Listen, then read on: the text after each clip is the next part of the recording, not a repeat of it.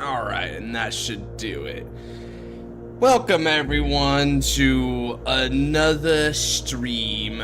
We're back on that G-Next again, which might be kind of a surprise for people because it was already kind of an unexpected occurrence the first time around, and to think it would happen a second time so quickly, but it got really popular so quickly, so I was kind of interested in that. I was like, heck, you know what?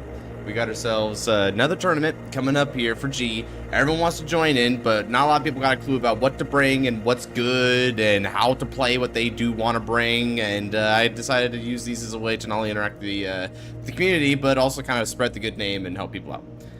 Yo, we got a lot of folks coming in already. Shoot, let me refresh this. It'll show me the analytics. How many folks we got in here right now? We already got 10 viewers. Whew. Whew. 10's pretty good. Sup, fellas? Alright, well, let's go ahead and spin the wheel up. And pop out le chat as is tradition.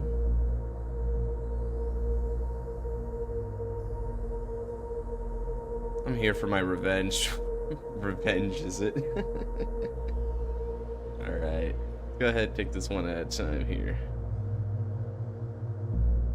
Okay, Karibo has got 3. We'll just put Goody. We're live! Seal's got 3. Do I just fight you right now? Yeah, we can be the first fight, brother. Let me go ahead and get some time to put up everyone else on the wheel here, so that I know who to spin for after you. Leah, all right.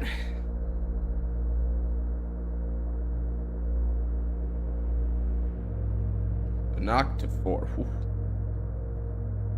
Oof, a knock at 4 is intense. He's gonna throw some blasters at me if he gets chosen, bro. I already know what he wants to do today. Oof. Which is good, because people kind of need to see blasters in action. That is one of the best decks during this era, for a very good reason, too.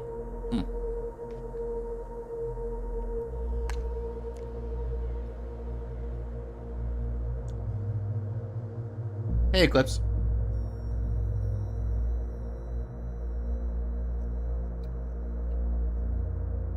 Do we generally want the grade 1 for +2 grade stride?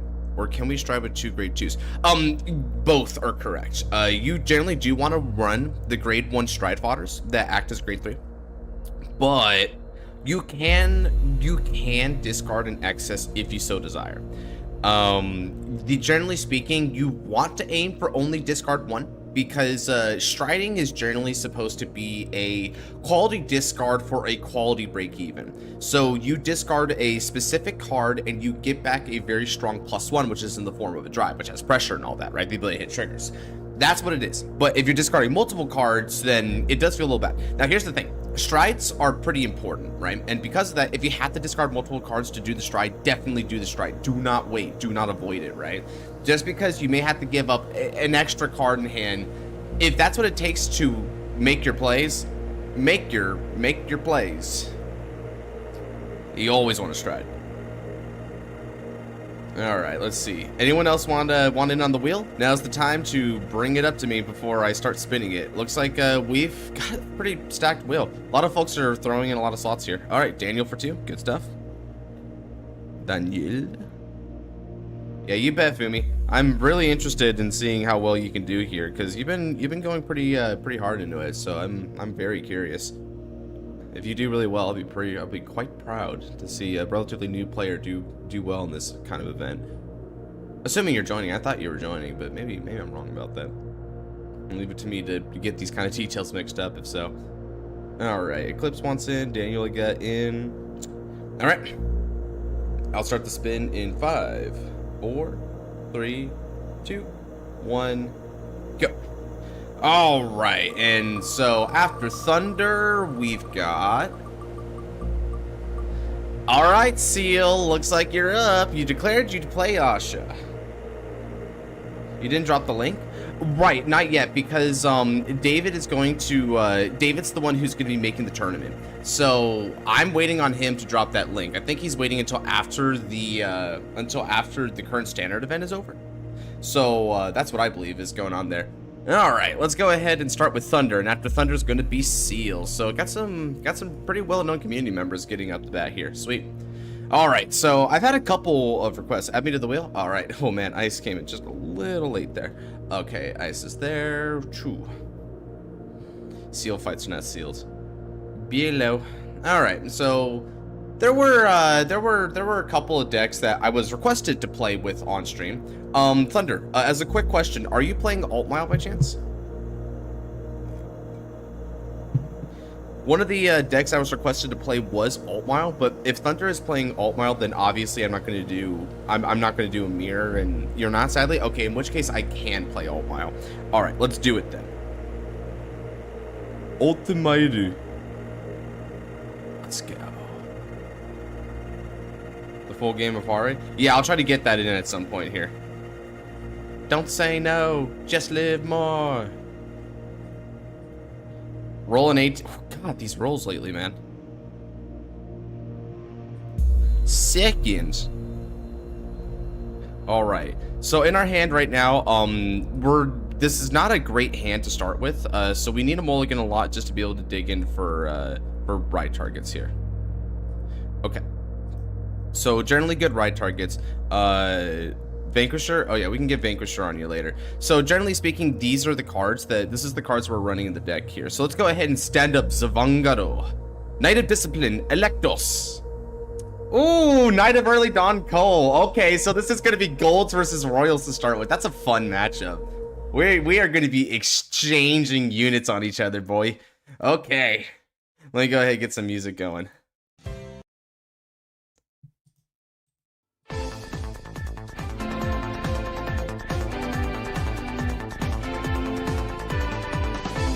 Nice. Okay. In which case, it's my move. Draw. It's better than nothing. Ride. Security Knight Regis. Electos moves to the back. Now with support, I attack. 11k Vanguard. Try trigger check. I may have bricked in one end, but seeing that other Electos is quite a boon. Keep your guard up, Thunder, or I'll wipe you out. Over to you.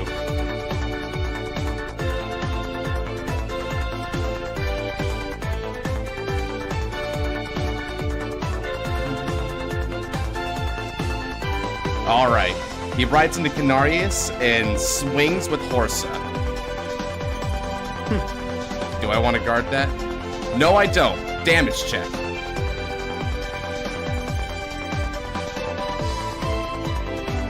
No guard again.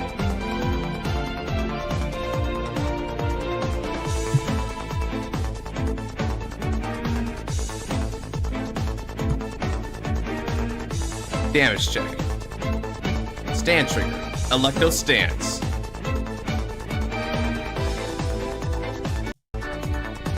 Now. Draw. This is really shaping up. I ride Knight of Encouragement Albion. And I call Albion, Suleiman, and Electos. Alright then. Now, with 3 or less cards, I have Brave in effect. Let's go with the Brave of Electos. Electos is going to rest himself, and I give 3,000 power to a unit of my choice. I'm going to give it to Albion. Now, Albion is going to swing for 12 on Horsa, which is a magic number.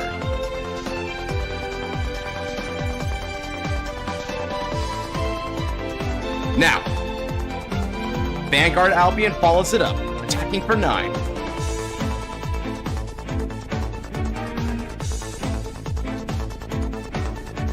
Drive trigger check.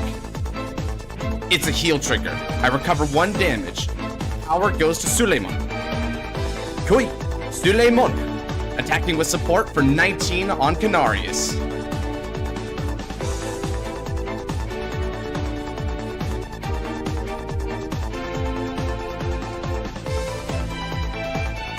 Got your own stand trigger. How quaint, we're mirroring each other. I end my turn. Over to you.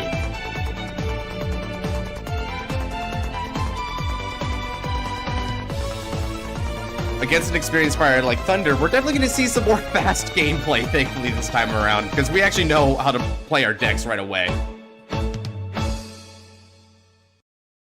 Alright, now, let's go. I think I'll go with this one.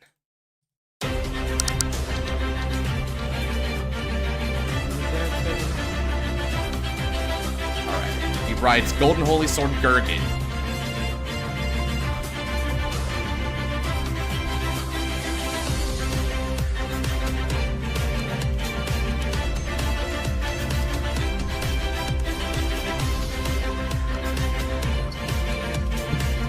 Fine, take Suleiman. Well, look at that. Someone wasted their critical trigger to get rid of my piece. Me and Thunder are having a lot of fun just poking at each other right now, being like, oh, look who bricked. Oh, look who whiffed. Stand and draw. Now, my will, together with your sword, pierce through with intentions of steel. Ride. Knight of Heavenly Decree, Alt Mile. Let's switch it up, baby. I think I'll go for this one. Now, Generation Stride.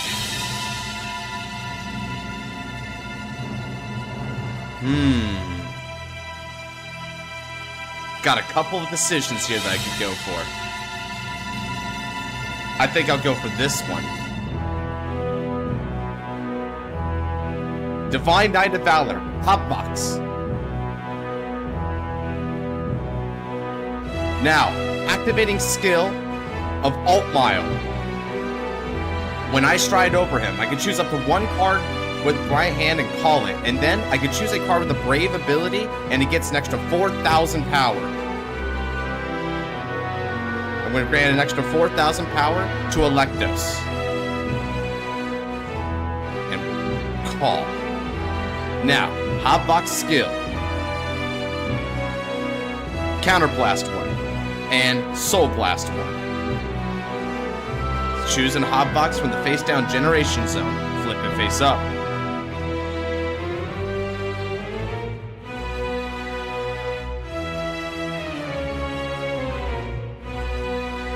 Now then, I'm going to choose one card from my deck and call it to the rear circle, as long as I've got the Brave ability on the chosen cards.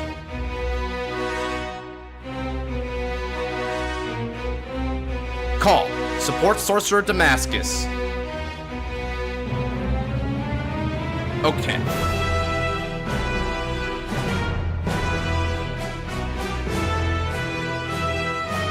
Now then, exchange the positions of Damascus and Electos.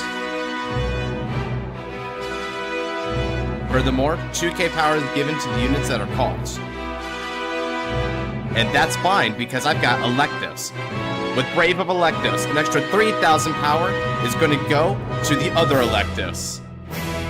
Now, battle phase. Attack with support for 16.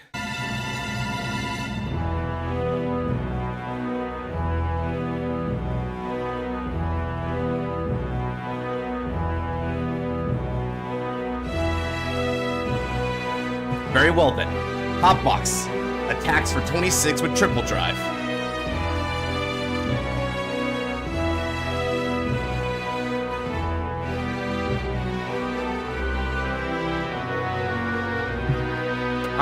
Vanguard. Ooh. Check 1. No trigger. Check 2. No trigger. Check 3. Critical trigger. All effects go to Electos.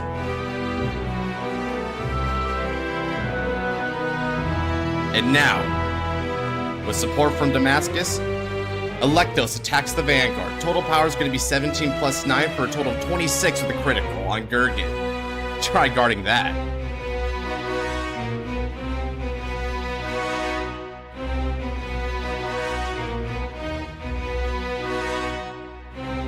$5K off. And you see what I did there? I've stacked power perfectly to make one really strong column that I prioritized after the Vanguard attack. And that is the power of being able to calculate the right amount of power. But you have to think your turns ahead with Brave, right? If I didn't know to put the 4K power specifically on this unit right here prior, I would have been able to make that column, and Thunder would have been able to guard it, considering my turn. So that was tough. Okay, I end my turn.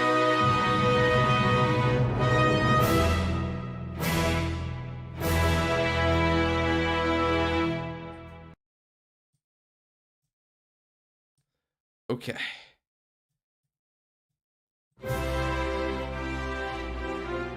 Let's see what stride he goes for.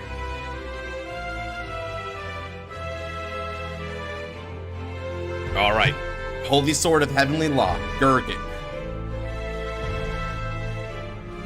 Alright, Gurgit's skill. He counterblasts 1, flips up another Gurgit in the Generation Zone, and discards 1 card from the hand. Now, he gets the ability that all of his units get 2,000 power for each face-up Gurgit in the G-Zone. Furthermore, when he attacks, as long as he's got Unite active, then he looks at the top 7 cards of the deck and calls any card from among them to the rear circle. Extra power-ups and multi-attack. It's a hefty cost, but worth it.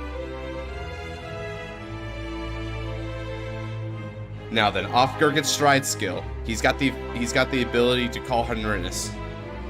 Unfortunately, Henrinus is not a Unite unit, so he can't superior call a second card off of Gurgit's stride skill. Doing option 1. I'm kind of done with the Raging Order card. Neat.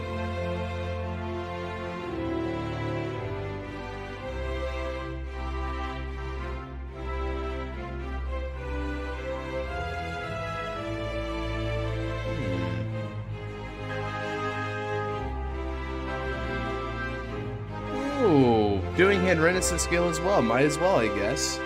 Now he calls player the Holy Pipe Jeffrey. Or Jerry, I should say. Now, Jerry's skill states that he gets 3,000 power, and at the end of all he attacks or boosts, he can put himself in the soul to countercharge 1. But you need to have Unite active. Really easy, of course, but still.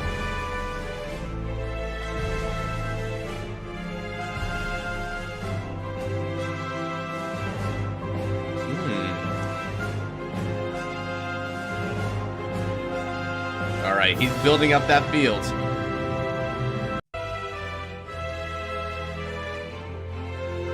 Alright, Coel's Unite is next. Since he's called 2 or more cards during this turn, he can now move Coel in the Soul. In exchange, he can look at the top 3 cards of the deck, call any card from among the rear circle, and that unit gets 2,000 extra power. Ooh, Pearl, okay. That's another multi-attack if he wanted to go for it. So he could be attacking me a bunch on this turn.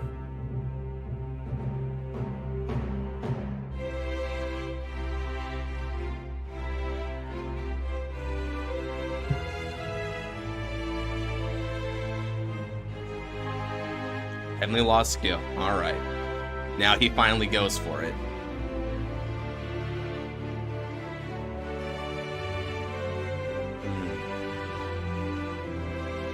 Okay. Has to discard the Dawngal. Oh my. Yeah, he's CBing a bunch. He's still not done with CB yet. He can still use Pearl skill if he boosts it. Now, of course, that will use all of his CB, but Jerry can countercharge 1. And if he finds another Jerry, then he can countercharge even more. So, a lot of costs here, but he's also able to then get back a lot of his resources. That's the way G is. The more that you put into a turn, the more you get out of a turn. Just the way it should be.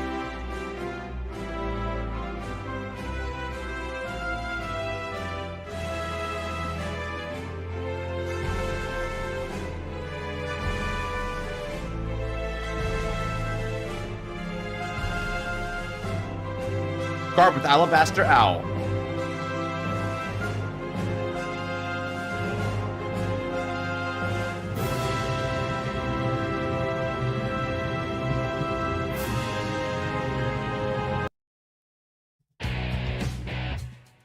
$28K. And now the skill of his Unite activates. He can look at the top 7 cards of the deck, calls any card from among them to the rear circle. And that will also receive the benefit from his ability. Alright, what will he call? Ooh, Jeffrey. Okay. Not inherently a multi-attack, but Pearl will be able to make it a multi. Interesting. I don't guard. Bring it on.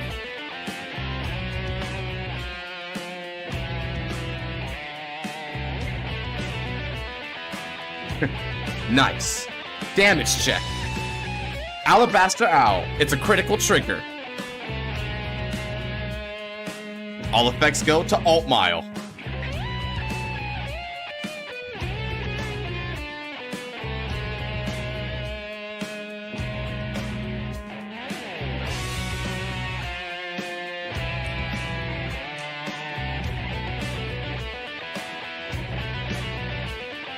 Ooh, okay, Pearl's skill.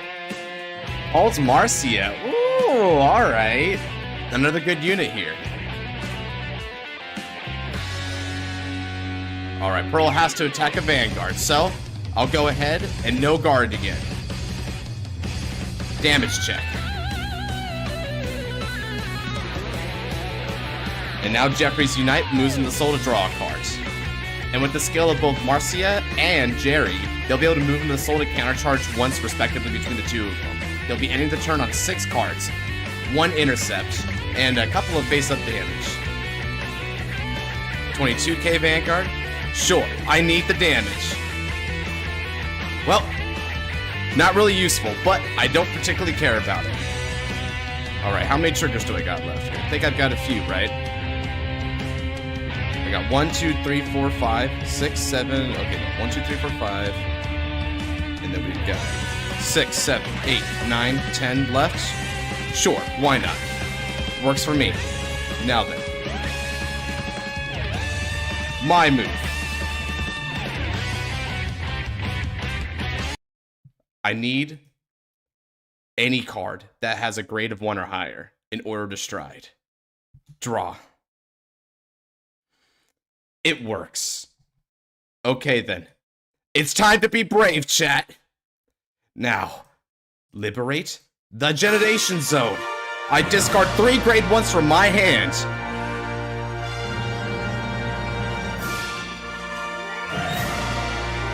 You may be confident, Thunder, but even if I break, I don't care. This is the pain that'll lead me to victory. Now, Generation Zone. Hi-ho! Stride, Holy Dragon, Luminous Hope Dragon. The skill of Alt Mile. I choose to call no cards from my hand. One of you with the Brave ability gets an extra 4,000 power. And that unit is going to be my Support Sorcerer Damascus. Now, Support Sorcerer Damascus and Electos exchange positions. Skill of Electos, Brave. I'm going to give an extra 3,000 power to a unit, and I'm going to grant it to Damascus. Next, the skill of Luminous Hope Dragon. I'm going to flip up a Luminous Hope Dragon into the Generation Zone. For each Luminous Hope Dragon face up, he gets 10,000 power. And all of my Brave units are going to get an extra 1,000 power on the rear guards. So let's go ahead and give them all power. Next, rest another Electos, granting 3,000 power to Albion.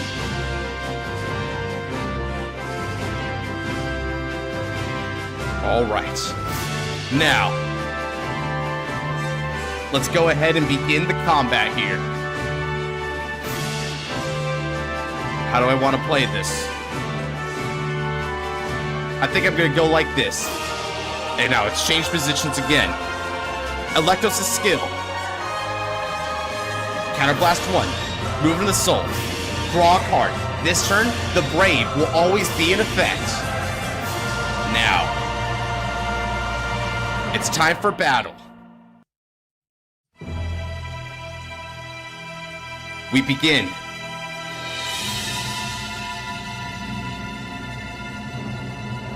Albion, with support from Sisylis, attacks your Vanguards. Skill of Albion, when it attacks a Vanguard, Counterblast 1, Soul Blast 1. Search my deck for 1 card with the Brave ability, call it to the rear circle, and it gets the effect that if it hits, I'll be able to return to the hands. Call. Suleiman.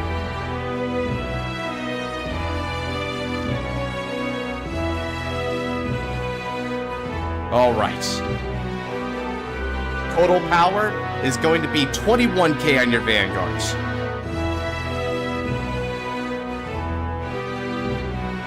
This is what it looks like on the side of the field. Absolute pressure. I'm dropping my guard to give you everything I've got. That's brave.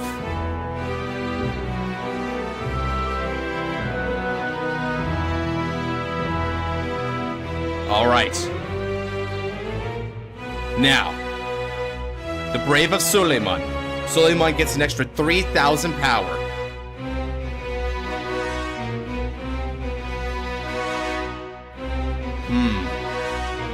Sure.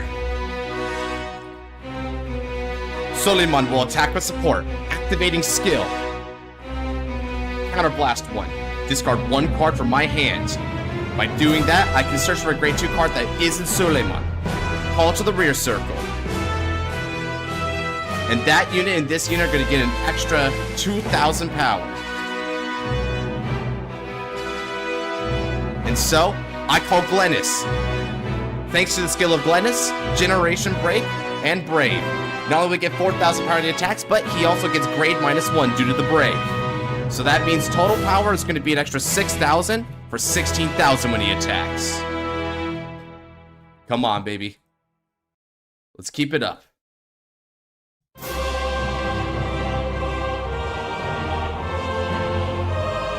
Now then, this column is going to be attacking you for a total of 27k on the Vanguards.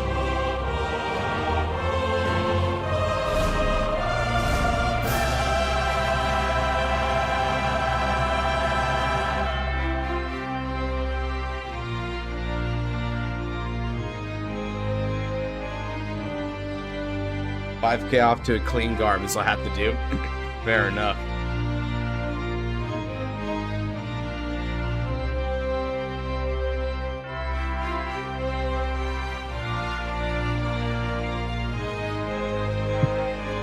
Sure.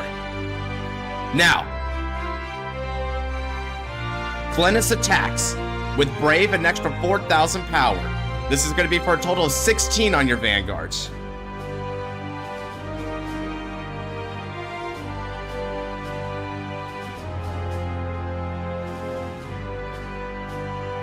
Golden Gurgits unite. Very well then.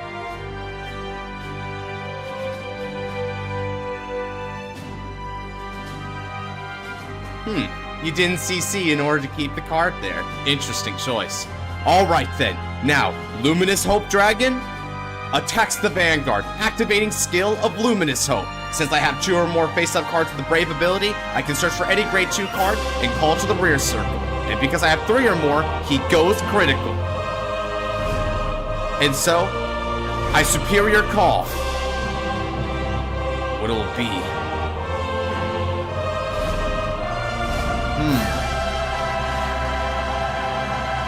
I've got a choice. Which one should I do here?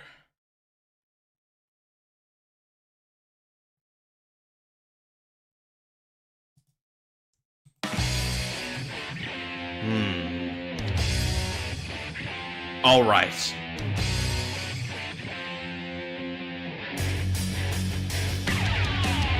I've made my choice. Let's call another Suleiman. Critical goes to Luminous Hope Dragon. Thanks to Suleiman's Brave, you'll be able to get an extra 3,000 power.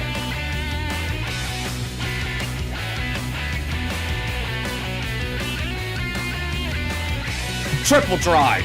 Check 1. Yes, it's a stand trigger. Let's see. Now I've got a choice. Do I want to go for more multis? Yeah, I do. After all, I need to pressure cards out of your hands. Check 2. Critical trigger. All effects go to Glennis. Third and final check. Heal trigger. No heal. But I'm going to give the power to Suleiman.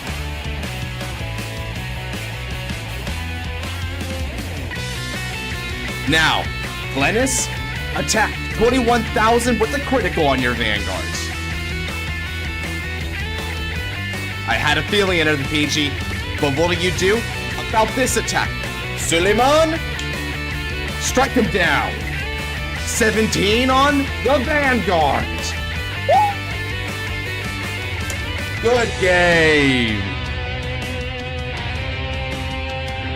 And that is Brave, baby. Woo! Now, I'm not sure if you're out there, Fumi, but remember when I said, even if you have to discard more cards, it's worth it to stride. That's what I'm talking about. I discarded 3 grade 1s, including a PG, but this is the result, baby.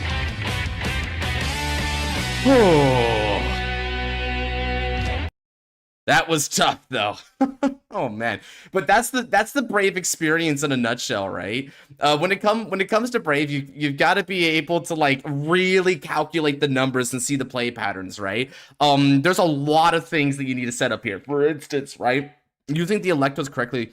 If you don't mind, could you hover over the Grave 0 star? I want to say if it says the entire front row gets the power of just 1. Now that text right there is wrong. Someone put in the wrong version of that text. If you look on Electos, the actual physical cardgram, it says choose one of your units for 3k. So it's only one unit getting 3,000 power. All units getting 3,000 power would just be ridiculous. Yeah, in this deck that would be dummy huge. So yeah, it's only one unit. And that's why I only gave it to 1 unit. But still, even with that, Electos was still very clutch because I was able to appropriately power up the right columns to hit the magic numbers. And you have to make every card count in this deck because you don't have a lot of cards to work with. And also, all of your multi-attacks, with the exception of the Vanguards, pretty much, are going to be CB locked, right? Albion is CB locked, Suleiman is CB locked.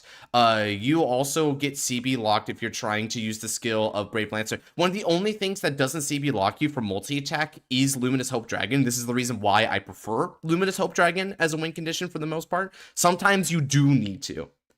It's an actual card in GZ, yeah, dude. Sometimes the text itself is small and not translated. It's prefer to read the text, but yeah, it's kind of crazy that way. I don't know who did that, but that's wrong.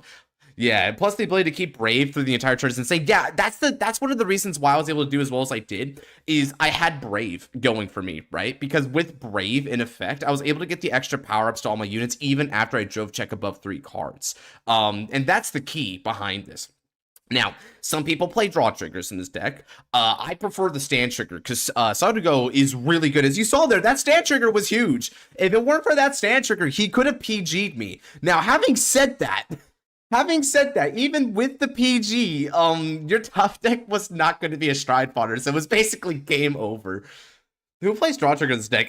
Some people. I honestly do not agree with it though. Gotta ask, was I right about the cards in hand? Okay, so yeah, the only 2 cards I had left in hand were Heal Guardians. So I had two G guards for your turn even prior to when I started this turn. That's what I was holding on to. And so now I have 3 G guards, bro. Yeah, I had to ride 1 PG and discard the other. I never got a chance to hold on to a PG, but when it comes to Brave, you've got to go fast. So those PGs are just there as a backup plan. They do not take precedence over the attack. 65k shield. Yeah, right. Especially because when you consider I'm going to countercharge 2, because I'm going to countercharge 2 and also draw 1 because of support Sorcerer Damascus, right? So from there, this is what my hand's looking like. And from those G guards, we do have some really powerful options. The main option, though, is Igraine, and Igraine's pretty powerful. So that would be the idea. It's the guarding that gets me, dude. Yeah, I know. Like, wait. Brave activates after the drive. You have to more than 3K. Normally not, Alex. But the reason why I was able to get Brave beyond 3 is because of Knight of Discipline Electos. With Electos' skill, at the beginning of the battle phase, you can see if you want to put in the soul to draw a card, and the Brave ability of your cards are active until the end of the turn. So with Electos, regardless of which battle phase it is, if you put it at the start of that battle phase, you are able to have Brave online temporarily, regardless of your hand. I did that here because one of the best win conditions in this deck is to Electos, go Luminous Hope. That way, even they survive it, you do have the cards to survive another turn and then push for even bigger heights. Probably Brave Lancer Dragon, if I'm going to be real. Because Brave Lancer is your other card that's a win condition in this deck, admittedly. I love Brave Lancer, but not as much as Luminous Hope. My boy Brave Lancer. Hop off now? Alright, check you later, Thunder. That was a great game, brother. I think that was a really good showcase of both Gurgit and Altmile there. So that's why you play more copies of him. Yep. Another thing about Brave Lancer is that Brave Lancer doesn't flip up any cards to the G zone, so you don't need to run many copies of him. Meanwhile, Luminous Hope Dragon actually has a skill here, which is this axe skill, and it gets extra increments of power for each Luminous Hope Dragon in your G zone, which means that all things being the same, you want to run for Luminous Hope, because if you go Luminous Hope 2 turns in a row, that second Luminous Hope is going to be getting 30,000 power. 30,000, guys. Why is a Vanguard that big in Royals, right? And that's the power of Luminous Hope. All right, now let's go ahead and get on to another match here. Brave Lancer also makes you discard 3. It's not sustainable at all to do it over and over. Yeah, if you do a Brave Lancer once and you didn't kill, you basically pack it up, because Brave Lancer is what you do when you need to end the game no matter what. No one should expect to live another turn past Brave Lancer unless they get incredibly lucky or the opponent has literally nothing to like fight back with, right?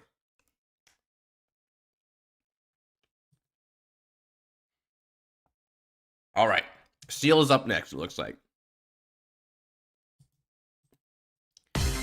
All right, let's spin for who's going to be after Seal, baby. Oh, looks like Alex is going to be getting a rematch against me. Very nice. All right. So I had a couple of different requests here to go through. One of them was Revelation. Another of them was to play Hari again. Now, I think in this case, I'm going to go ahead and save Revelation for Alex here, and let's go ahead and get back on that Hari so people can see what Hari really looks like.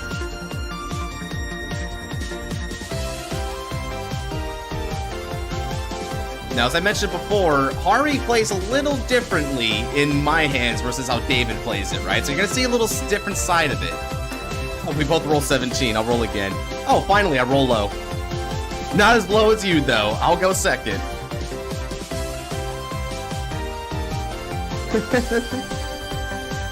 I'll leave now because I gotta study. Check you later, Thunder. Thanks again for the match. Bot deck 1.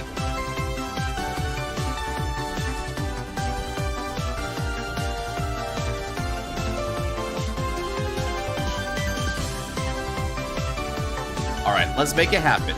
Stand up in. Sa, Vanguard. We'll go Happiness Collector. Oh, okay, right. Asha, you've been playing your Asha lately. I got you.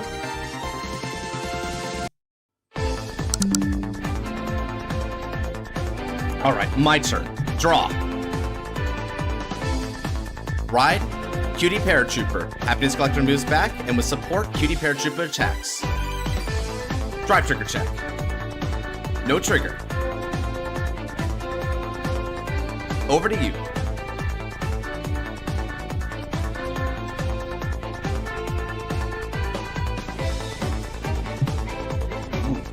Nicola.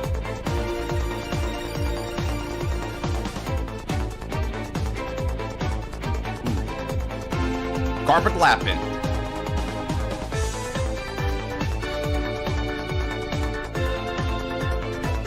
No guards. Bring it on. Damage check. No trigger. Draw. I ride. Crescent Moon Juggler. And I'll call Face Magician Lappin to rear guard. Now, Lappin, take out Nicola. In which case, Crescent Moon Juggler, you're next. Attack. Drive trigger check. Heal trigger. Will recover 1 damage. Over to you. It has Onion in its name? I don't think so, no. Asha, okay. Just basic Asha.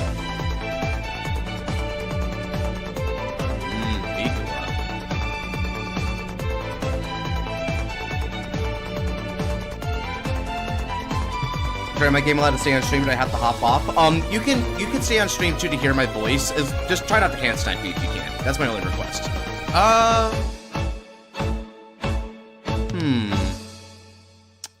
You may damage deny me if I don't let her go. Sorry, Lapin. I have to take Asha's attack now. Bring it on.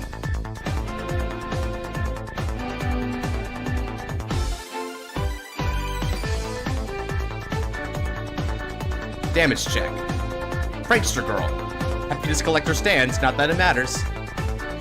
Stand and draw. And G-Assist. Look at the top 5 cards of the deck. And we'll shuffle.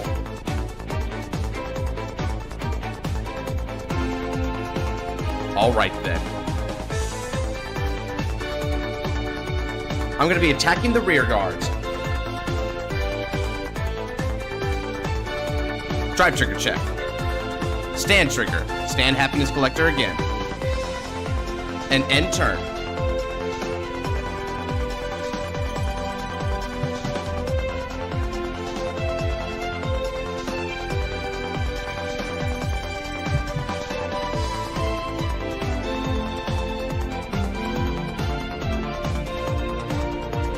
Right.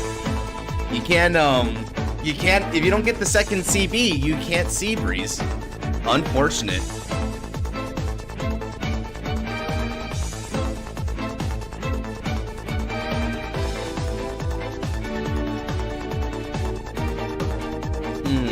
What do you do here? Just gonna attack me?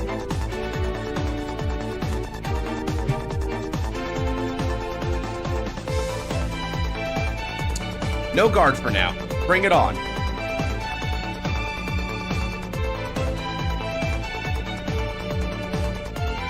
Seal, don't feel. Alright. Where are my Haris? I do run you guys, right? Yeah, I do, so what are you guys doing? Okay. Anyway. I'll have to try and G-Assist again. Stand and draw. Or not. Alright. You know what? Better that way anyway. Okay. Let's go ahead and get the show on.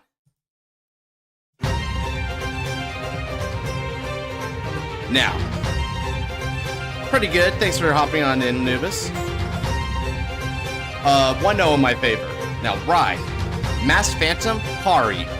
When it's placed on the Vanguard circle, I look at the top 2 parts of the deck. I put one into the soul and one in the bottom.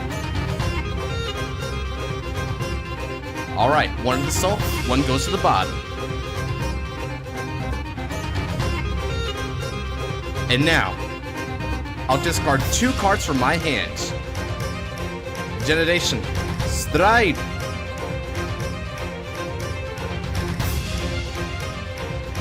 Alright. I'll go Jester Demonic Dragon, Lunatech Dragon. Now with Lunatech Dragon's skill, I flip up another Lunatech Dragon in the face of G-Zone.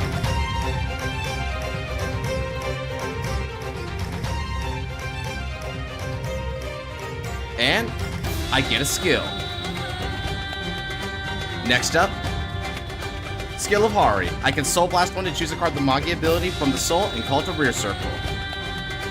So let's Soul Blast and call Cutie Paratrooper. With Cutie Paratrooper skill, when it's called by a Magi ability, I can Soul Charge 1 and then call something in there's column an extra 5,000 power. Soul Charge. Alright, next up, call Crescent Moon Juggler. Skill of Happiness Collector. Happiness Collector, when another unit is called from the soul, can move into the soul. I draw a card and Soul Charge. Yes! Skill of my Crescent Moon Juggler now. When it's placed on rear circle, if I've got a Hari, I can Counter Blast one and Soul Blast one. Call Flying Parryton to rear guard, and Parryton and Juggler get an extra 2,000 power, and that's in addition to the 5,000 power from Cutie Paratrooper. Next up, skill of Parryton. When Parryton's placed, Generation Break. Soul Charge 1. And I call Happiness Collector. And now remember, skill of Lunatech. Anything that was placed from the soul is going to get an extra 2,000 power. So let's go ahead and give it over to them.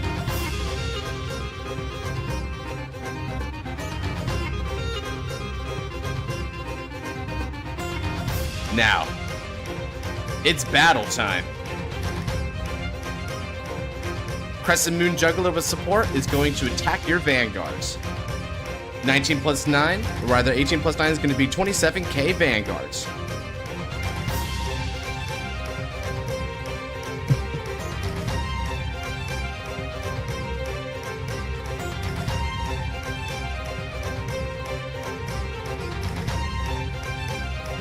Next up, let's attack. This is going to be for 26 with 3 drives in your Vanguards.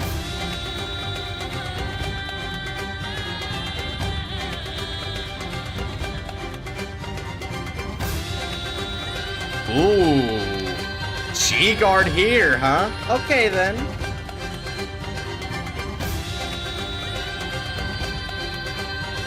Now, who's Rain Breath gonna call?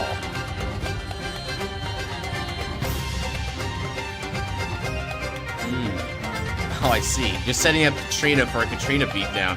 I got you. I'm on to you, Seal. Now then.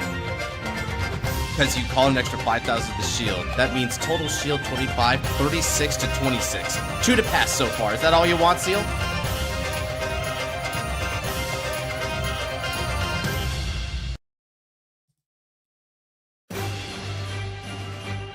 Alright then. Drive check 1. No trigger. Drive 2. No trigger. You're safe. Drive 3.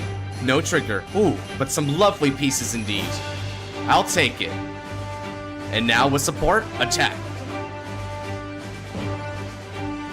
This is going to be for a total of 20k on the Vanguards. Wait, no, not 20. This is 21k. Thank you.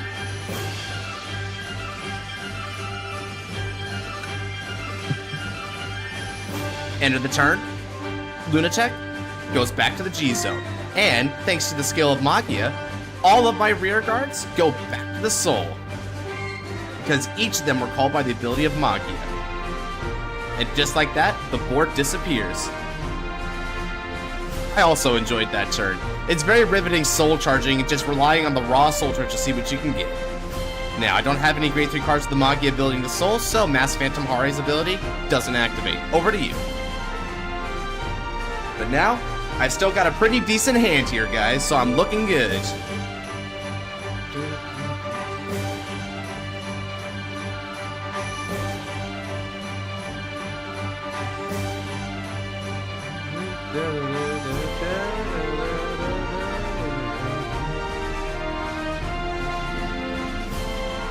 Looking nice, I agree.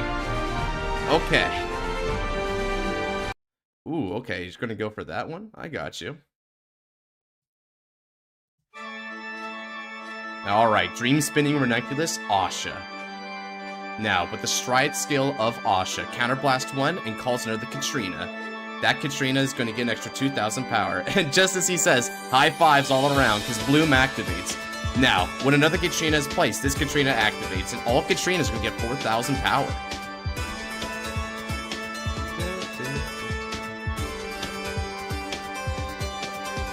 He's far from done. So that's how Hari works in G next. You play the D standard? Yeah, it's very different, isn't it, Ice? So much more combo action going on there, but it's really nifty. Okay. Thuria is called as if it was Katrina, so now both of Katrina's blooms activate. That means that all 3 of these units are going to get 8,000 power total. Ridiculous, but beautiful.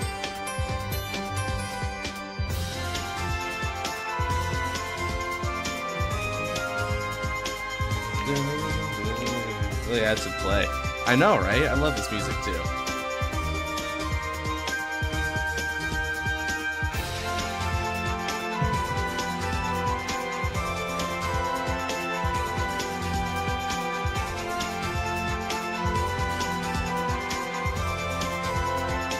Alright, Peach Orchard Maiden Elmi is now going to move over into the Soul. Search to the deck for a Great Share or greater card. It calls it. More Katrinas. Right. Because even though Elmi can only choose a Great Share or greater, all you gotta do is just call another Thuria, and then treat the Thuria as if it was Katrina. With the skill of Elmi, you can only choose a grade 2 or greater unit. But I guess what you're trying to do is you're choosing Thuria and then treat it as if it were Katrina, so you're just going to call her the Katrina off of that? Gotcha. Okay, so that's what you're doing. Huh. I wasn't expecting that play. I thought you would have called the other Thuria and then called the 4th Katrina off of, or rather the 3rd Katrina off of Asha. But I guess it's the same difference, so either or. Go for it, Seal.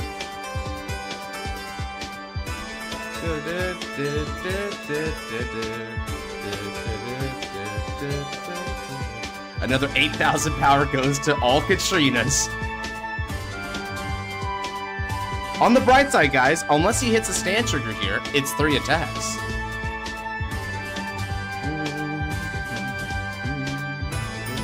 However, I have a lot of damage to give, and my hand's looking good too. This doesn't intimidate me yet.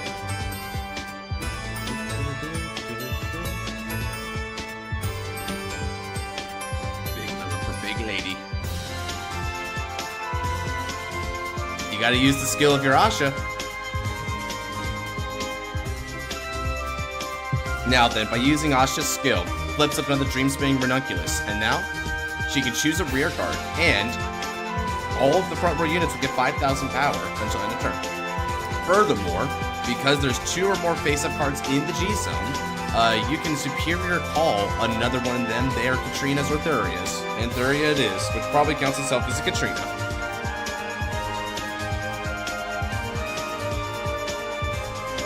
Very nice.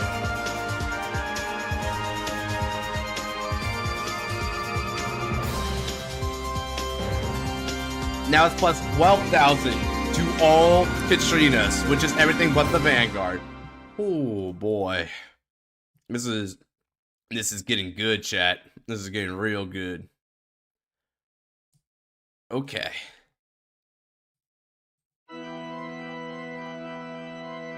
It's Katrina cat. It's catastrophic. Katrina-strophic. At some point, he shall grow tired of adding numbers. Yep. And now after that, Asha will be able to get an extra 5,000 power to all front row rear guards. Bro, forgot stand triggers.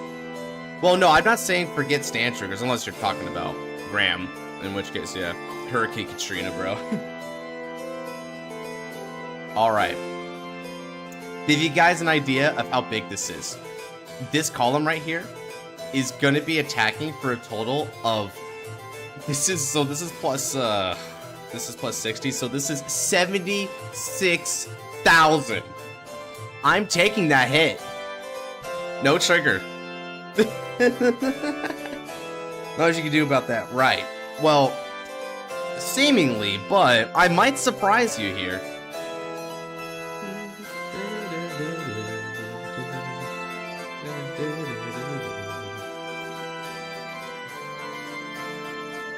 The next column is 69, he says. Oh dear, he added in a meme.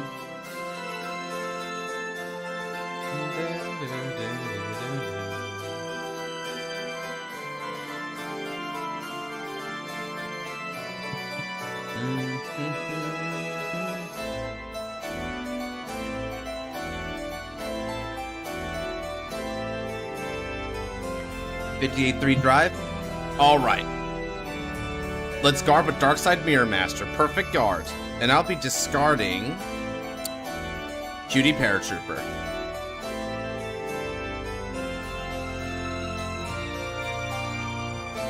Ooh, stand trigger. Alright. The beatdown.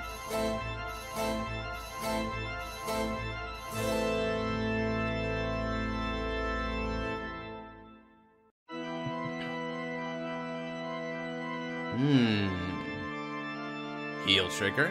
Alright, not bad. Seal's feeling it today.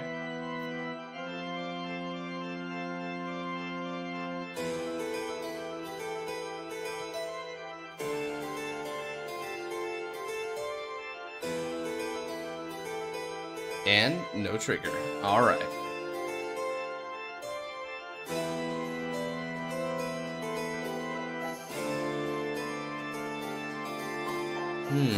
Time to debate my options.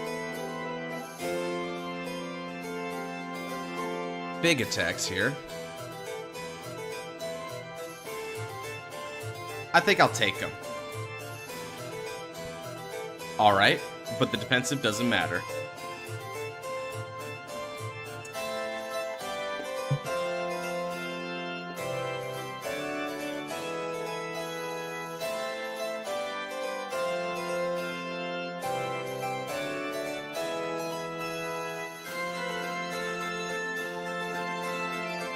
Alright, next up. Go ahead, Seal.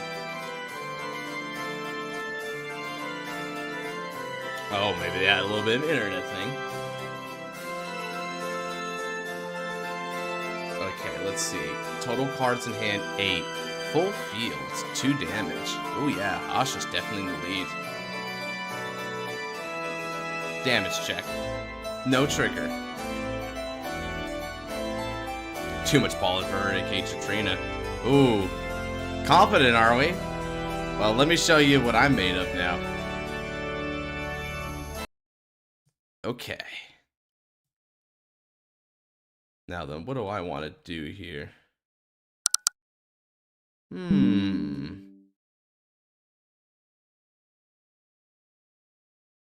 know what? Let's go ahead and play this one.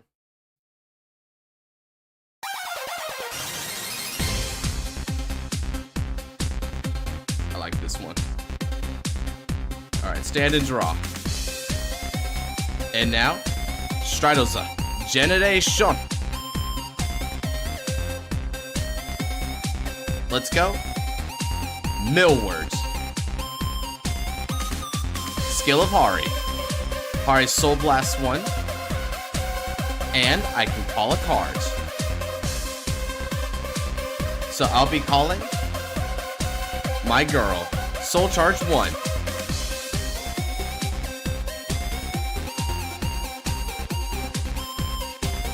Then, let's go ahead and call Crescent Moon Juggler. Crescent Moon Juggler skill. Counter Blast 1, Soul Blast 1. Soul Charge 1. Aha! Now then, let's call Flying Parryton. And both of these units are going to get power as well. Next up, Skill of Prankster Girl. When it's placed into the soul, I place it back on top of the deck. Search my deck for any card that I desire. Place it into the soul instead. I'm going to place in Purple Trapezist. And shuffle. Oh yeah, because the players today actually like know their decks and know how to play. So that's why it's going by quicker. And now skill. Soul Charge 1.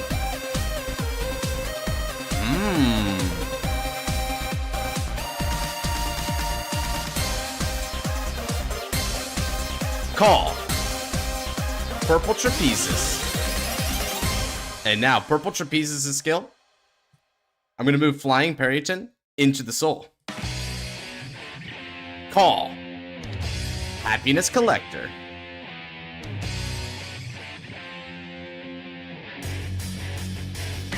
Next up, I'm going to activate the skill of Millward.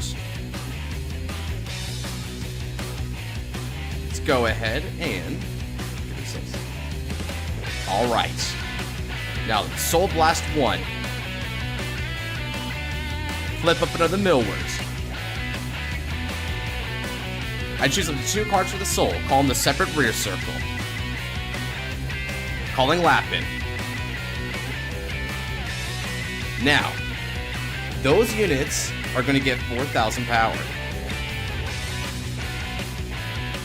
Next up, Millward skill. I choose a unit, and if it hits this turn, I'll be able to call a unit from my soul as I please. Now then, Happiness Collector skill. Move into the soul. Draw a card. Soul Charge 1. Sure.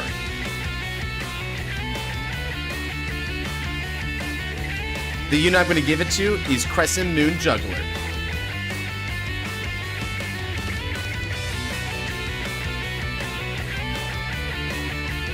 And now, do I want to call anything else? No, I think that's fine for now. Battle. Crescent Moon Juggler is going to attack with support. This is going to be for 24 on your Vanguards.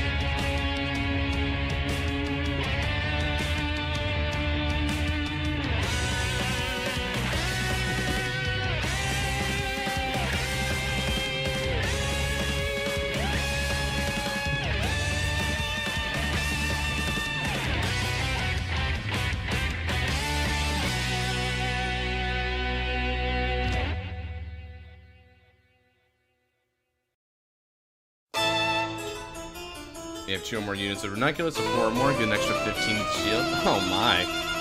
Sure. You really wanted to stop that one, didn't you?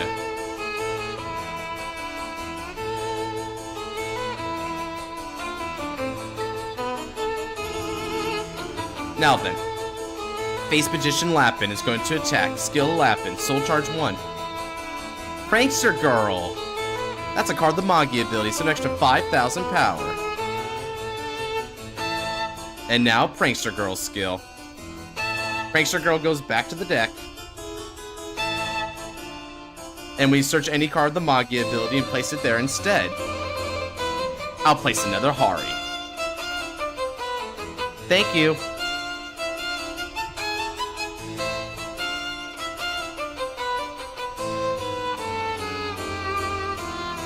Alright, so that means total power is going to be...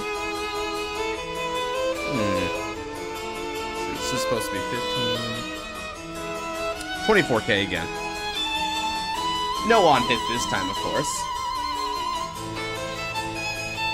Millward attacks the Vanguards.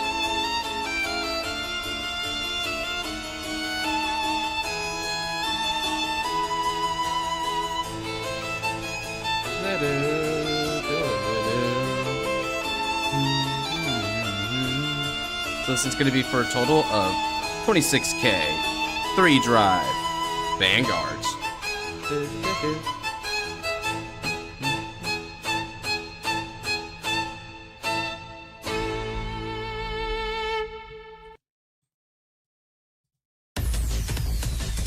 Okay, Flower Keeper Dragon. Interesting. Let's see if Flower Keeper can get you anything. You're defending really aggressively right now, Seal. Remember to get your search effect off.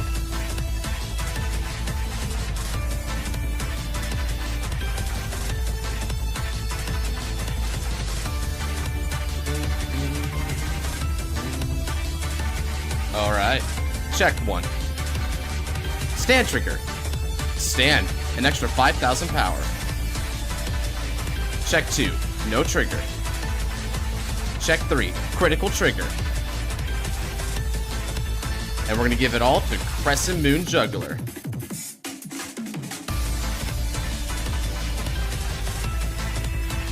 Alright then. Can you wheel me up? Sure, how many you got? Crescent Moon Juggler is now going to attack. This is going to be for a total of 26 with a critical on your Vanguards.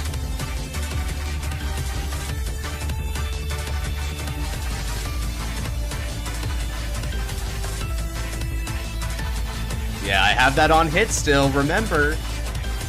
Ooh, the double PG. My, you're burning so many cards for little old me.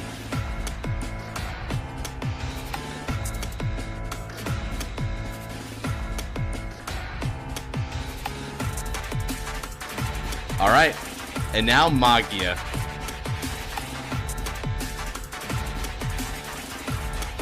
All of these units to the soul. And let's see here. I think I'll just leave it at that for now. It's been a while. I'll just say you have 2 then. Why not? When in doubt, just lowball it. I doubt that they can. Right. Yeah, they might be able to. They might not be able to. I don't know. Seal's starting to run out.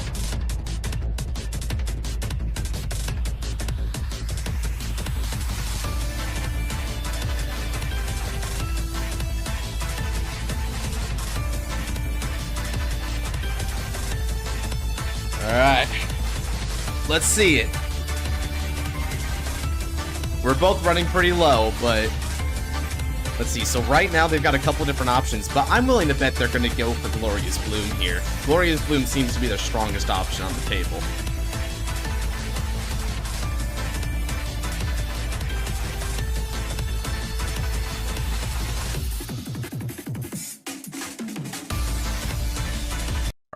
I got another Asha OST that might be good here. Let's go right here.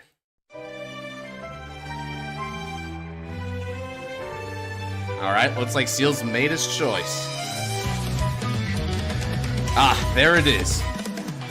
Ranunculus and Glorious Bloom, Asha.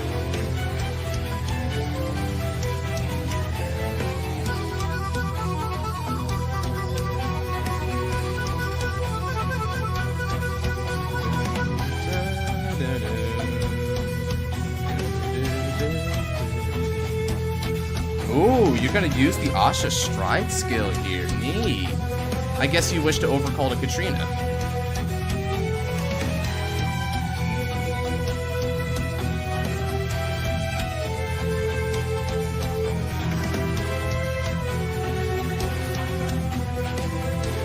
Yeah, you should have one left in the deck unless it's stuck in your hands. Yep, there it is.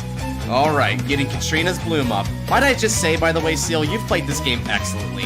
Win or lose here, you've played masterfully, so I'm very well done there. Plus 8k to all Katrinas, which is everything. Except the Vanguard. Yeah, may as well just only put it on the 3 in the back row, since we know what's going to happen to Thuria here. Now then, both of Thuria's skills, they bot deck a card, but Thuria does have one thing that's an issue. You need to choose a card with the same name, so it's a good thing that he has the cards with the same name in order to bounce it back. That's one of the reasons why the overcall is good here as well.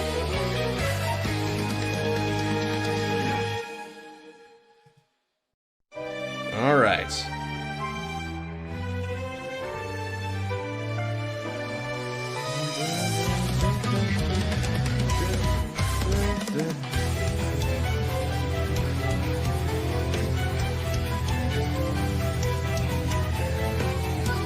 Alright. I think a lot of this might come down to the stand triggers today. Watering Elf. Ooh! Okay, Watering Elf puts himself to soul to get 3k to a unit, so he really wants to finish me off this turn, chat. He is willing to actively neg cards in hand to make it happen.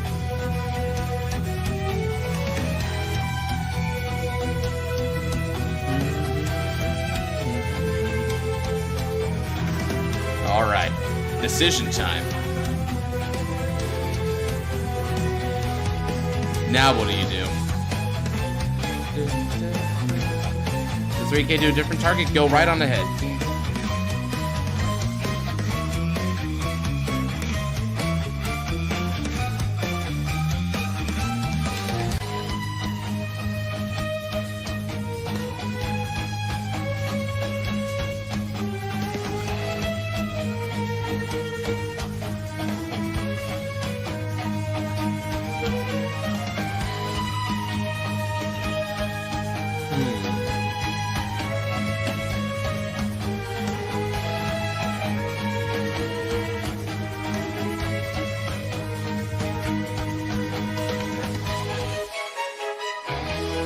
Oh, you want to give Glorious Bloom a critical?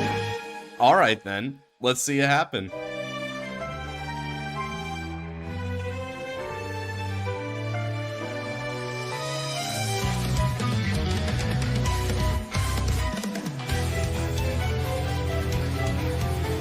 Alright, now.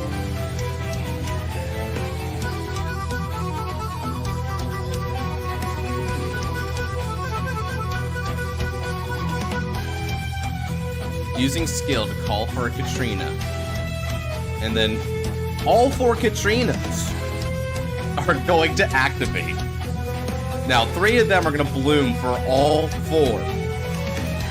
So, 12k to Katrinas from Katrina's consecutive blooms, and 15k to all Katrinas because of Glorious Bloom Asha. That means that each Katrina gets a bare minimum total of 27,000 power, chat. That is the power of Bloom.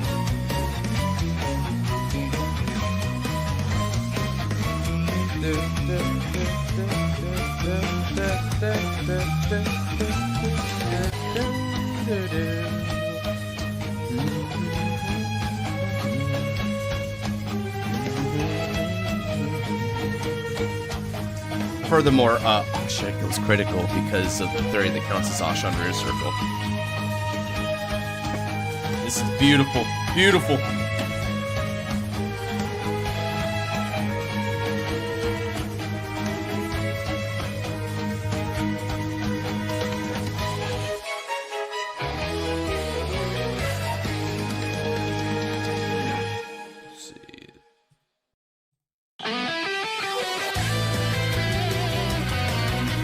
Lastly, because I'm royally petty.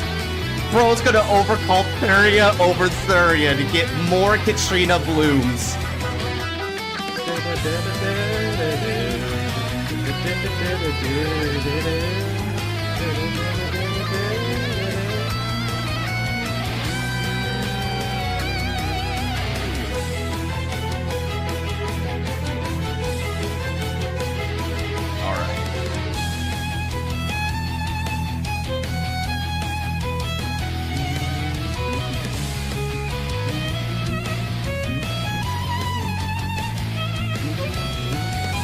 Oh boy. You think I'm down, chat? Well, let's find out.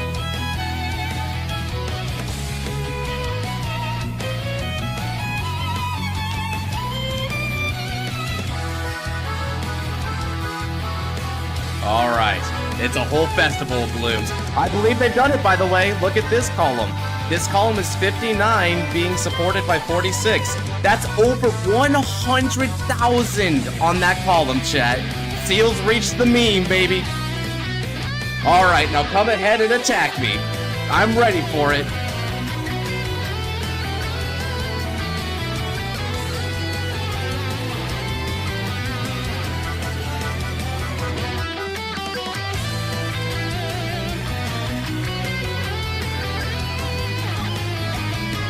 I don't think so.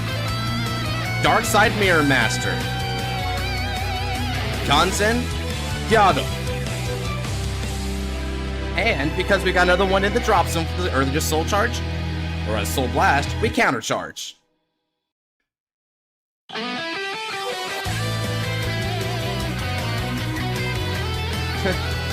Do you believe, Seal, you can hit double stand here? I guess you're gonna give it to the column then, I understand. Another... No, but I need that for this other column. How big is this? Give me the number.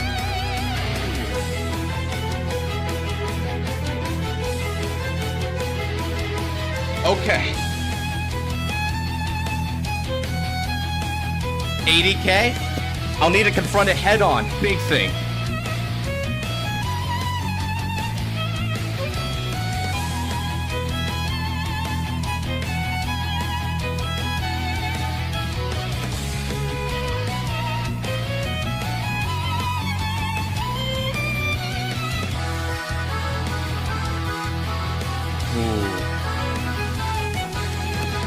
How can I guard this?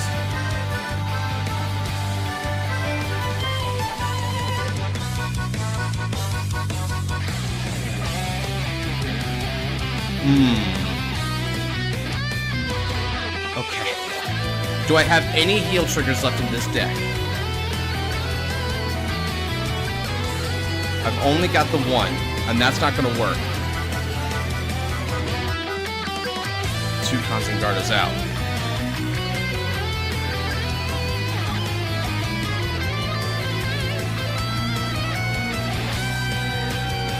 All right.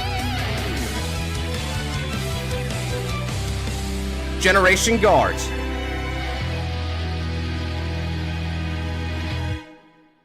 I'm going to go ahead and Generation Guard into Cutthird. Cutthird skill. Flip up Thurny Bolt. And because I've got a bunch of different grades, 0, 1, 2, and 3, which is that Haria left in there earlier. An extra 15,000 power goes to the shields. But I'm not done yet. Now, Cutthroat's skill, the heal trigger. It moves itself into the soul. No, Graham. It's if you have you can only G-Guard based on G-Guardians, not G-Zone. Otherwise, G-Guardians would not be viable. Now, Generation Guard again. Okay.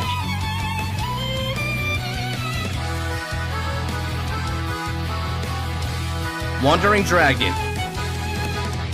Soul Charge 1.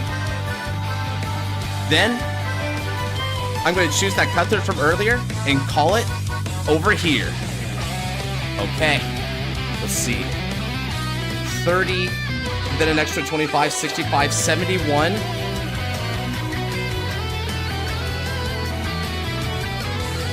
Guard, guard. Okay. Yes, you can G-Guard multiple times in a single battle. Okay. Let's go. That's 3, baby. Now, let's see you break through this guard. Whew. Okay. Now let's see if it works or not.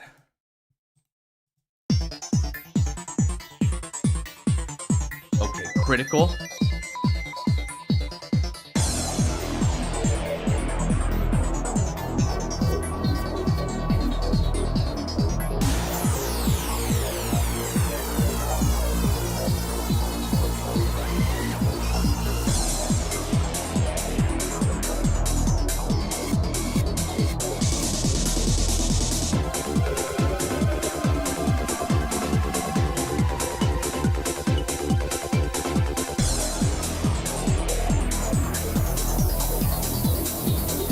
All power to Katrina? Okay. He's giving it all to Katrina. Second check, no trigger. Okay, third check. It's another critical trigger.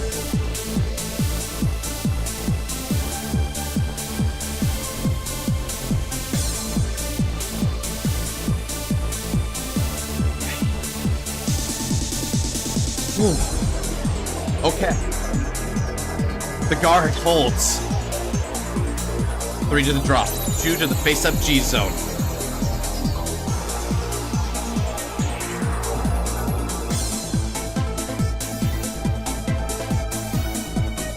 Sheesh. Okay.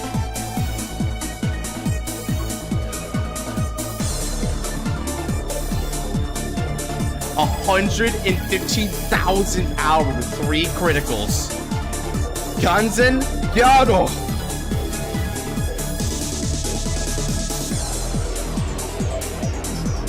You know what? I think I'll discard Prankster Girl here. I need that Parryton. And countercharge 1 again. I did it. But just barely. He almost had me there. Sheesh. Okay.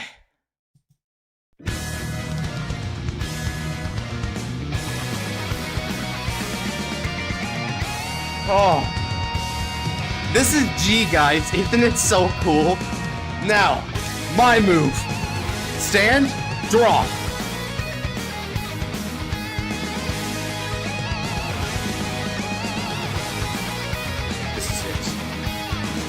Final turn. Now, discard. Right. Give me your best shot. All right. And here is my actual best shot. With 7 face-up cards in the generation zone, I can now unleash a late-game power like none other. Now I stride the GB8. Scream Dragon Master Droll Kimberly. Generation break achieved. I'll show you my strongest strides. The skill of Hari. I Soul Blast 1 in order to choose a card with the Magia ability to the rear circle.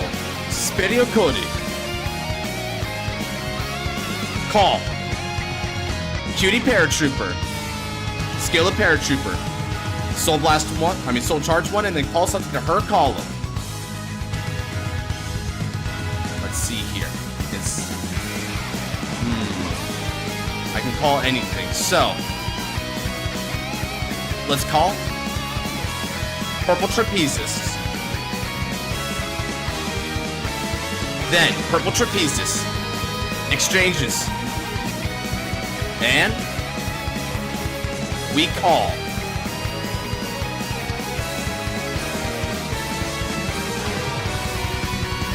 next up, call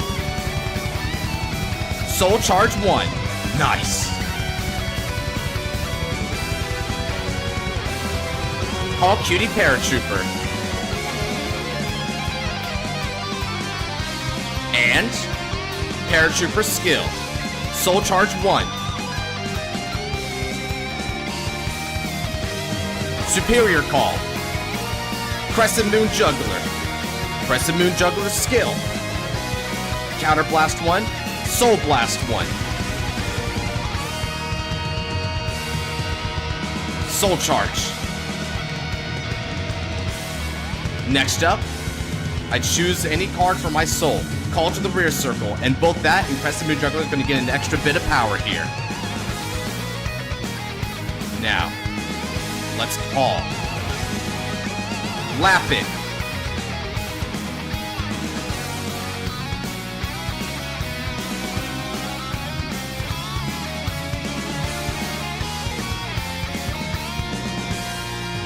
Okay.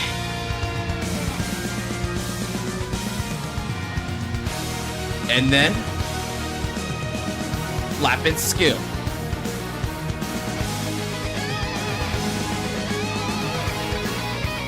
Counter Blast 1. I can choose a great one from the soul and call to rear circle.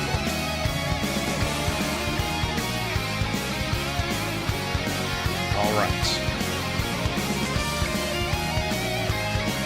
Let's call. No. Alright, I think I've achieved what I need to. It's time for battle.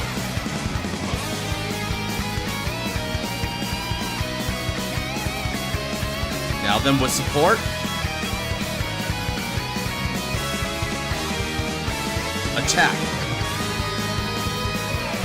Soul Charge 1. An extra 5,000 power.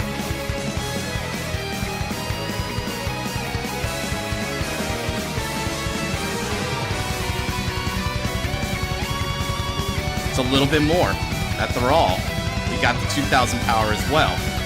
So, 16, 27k on the Vanguard.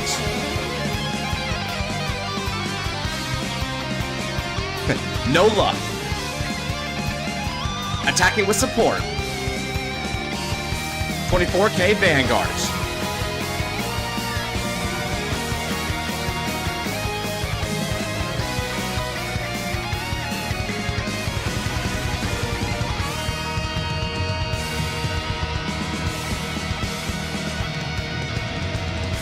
And now, Droll Kimberly with support. I can choose up to 5 cards for my soul and call to the rear circle. And they're going to get 5,000 power and Abyss Dragon. And she's going to get 10,000 power for each Abyss Dragon on my rear guard. And that's going to be quite a lot. So, let's call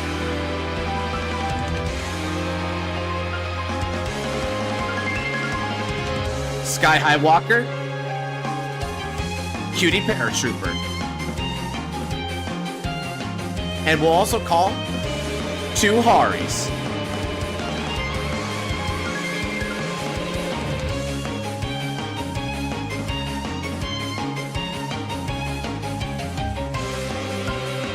An extra bit of power to each of these units.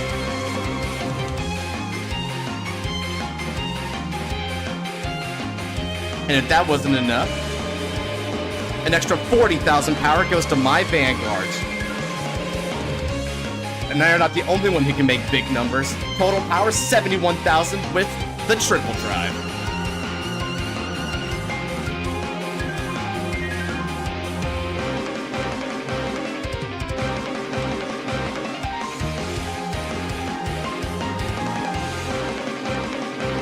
All right, triple drive, check 1, no trigger, check 2, heal trigger, recover 1 damage.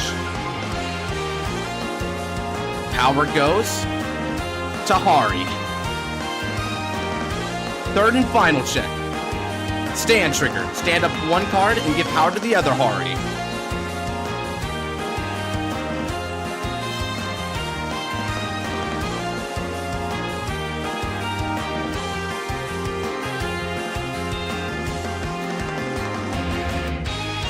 Darn, did I not hit it? Darn, I was trying to dig for my critical trigger, but I couldn't do it. Oh no! Oh no!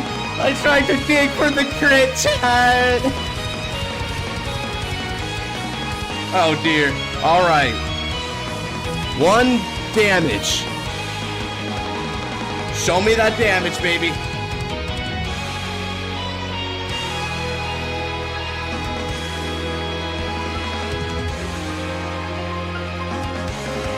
Stand trigger. Alright, let's go, Hari. With support. Unfortunately, Sky High's a little weak. So this is going to be for 30k on the Vanguards.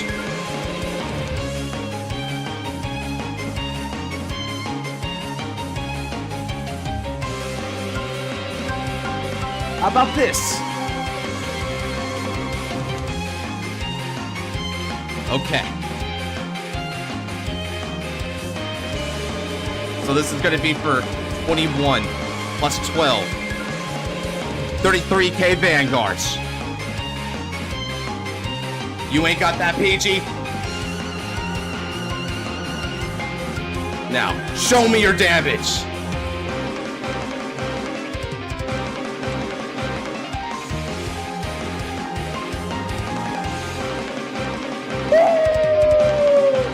Where's that thing go?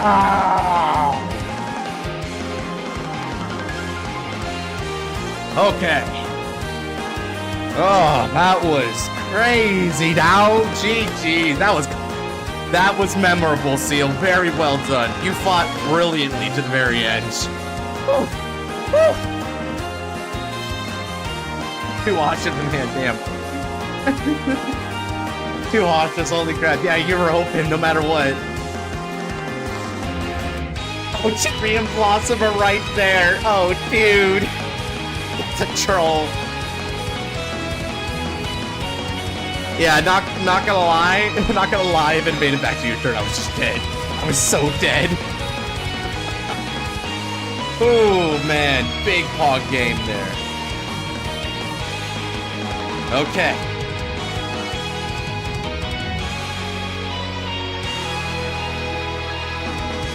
GG's, man. That was awesome. So use it after Alex. Well, we might not get an after Alex, because depending on how long Alex takes, it's gonna run on to 8 p.m. 8 p.m. is when I need to go, because there's a stream going on with tomorrow. Well, I guess it's closer to 8:30, so maybe I can get another fight in. Hold on.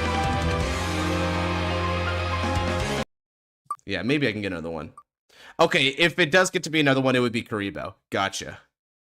Kuribo. That was really fun, Seal. That was really fun.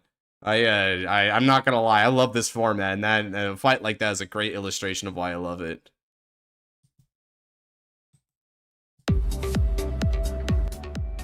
Bro, be taking unnecessary risks. Might as well. I mean, last time I had to dip in the middle of the fight to make it to the stream. Tomorrow then there's a stream. Maybe there is, maybe there isn't. I'm not quite sure yet. Alright. So that was Hari. Check you later, Leah.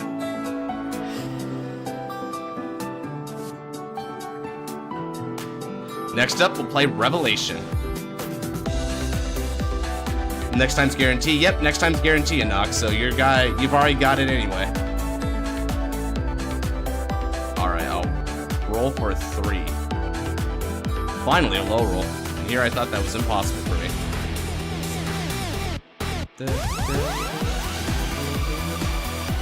Second it is.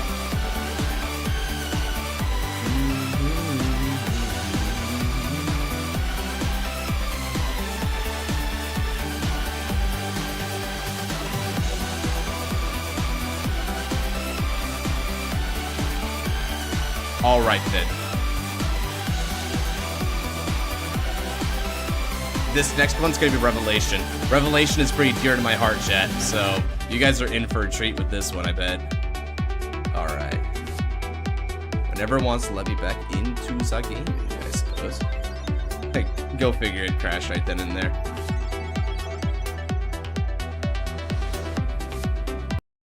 All right.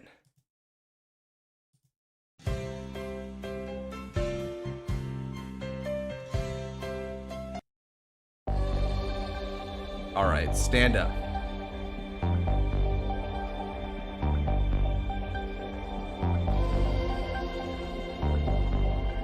Any moment now.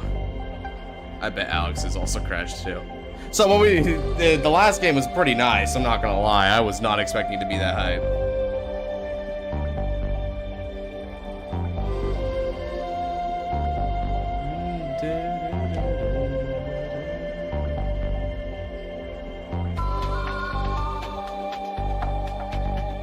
Thank you.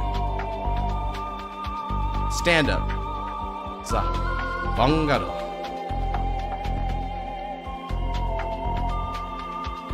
Alright.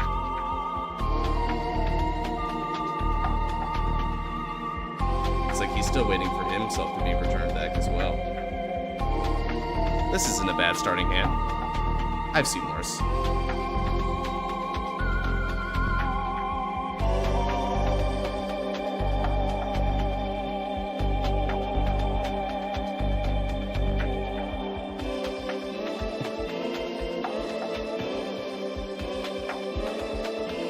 He just drew 7. Brilliant.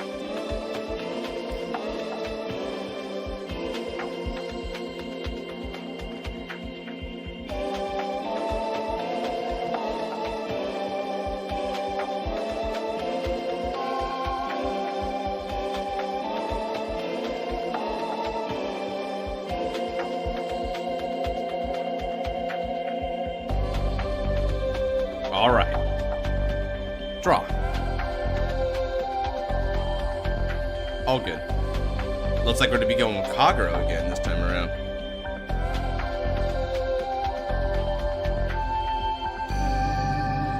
He's still got 6 card there. Weird. Ooh, alright. Ride. Shadowverse Yugioh. I passed the turn.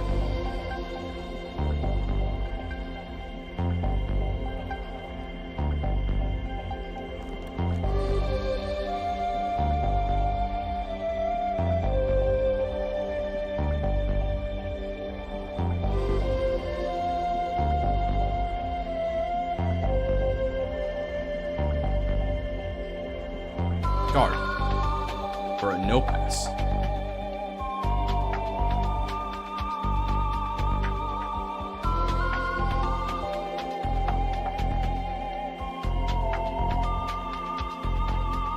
Draw.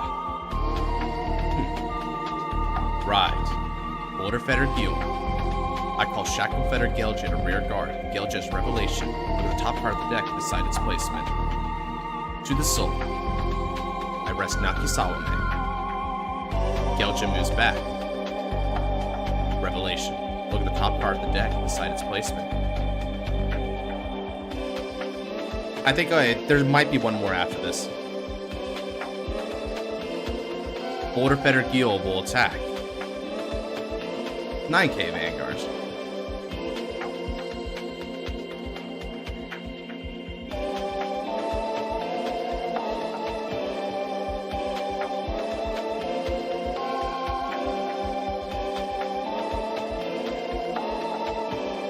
And now, we attack for 14 on the Vanguards.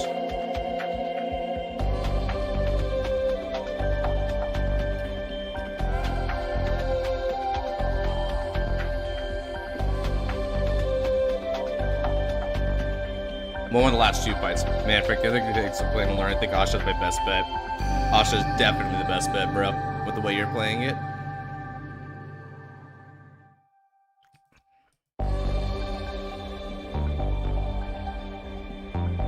Alright. 2 PGs down.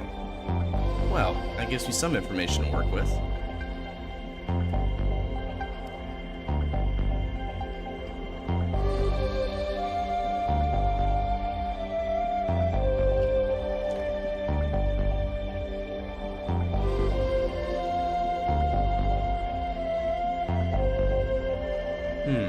Berserk Lord. Alright. Now Conroe's skill. Counterblast one retiring in order to add a grade 1 or less Kagura.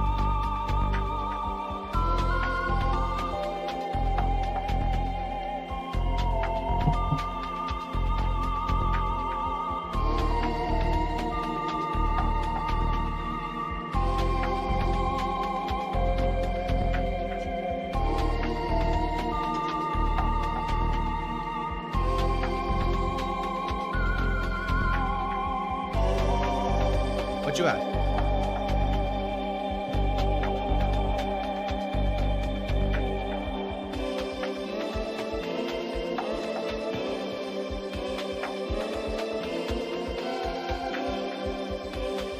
A PG?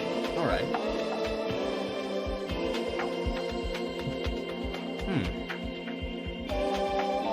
No guard.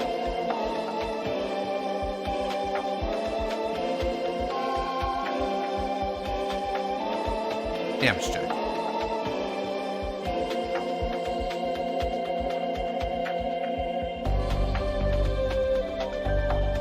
Standard draw. Ooh, interesting. I don't ride. Battle Maiden Kotonoha to rear guard. Revelation. Look at the top card of the deck. And leave it on top. Now. Time for some more battle. Okay. Let's go ahead and have a basic battle theme here. It's a nice one.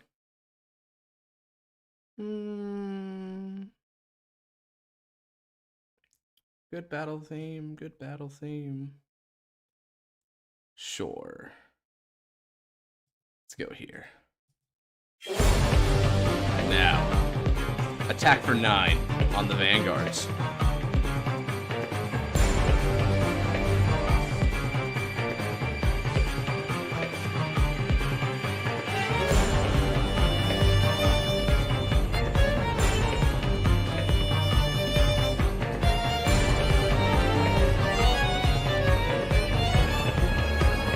Next up, with support, attack for 14 on your Vanguards.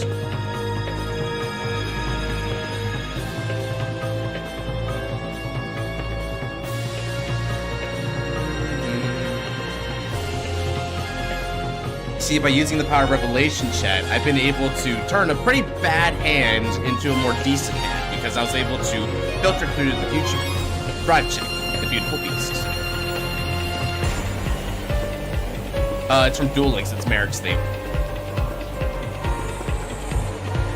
Now, that might bring you up to 14, but wouldn't you know it, 7 plus 7 is also 14. So attack again.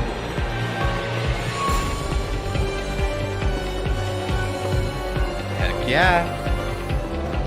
I'm liking how this is turning out. I'll pass turn there. And by doing this as well, I've also taken a strong stance on the grade 2 game here. Because I have a really strong board here. Meanwhile, not so much. So, Alex could try to grade 2 game me if he wants, but something tells me he's not inclined to do that. He also has the option to go Seabreeze, but Seabreeze is not that good in Overlord, guys. I'm gonna be real with you. It's not good.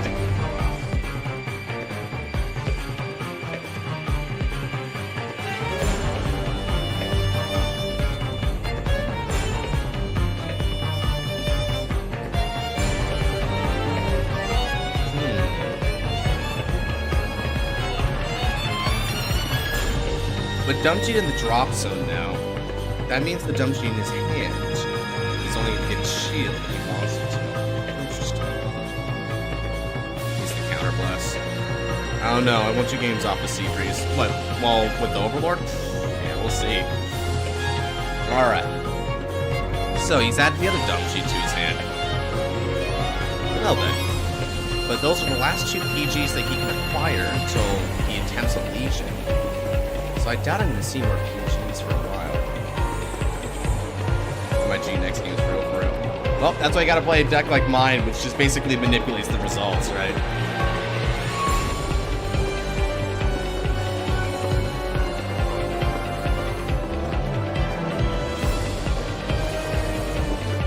I don't guard that attack.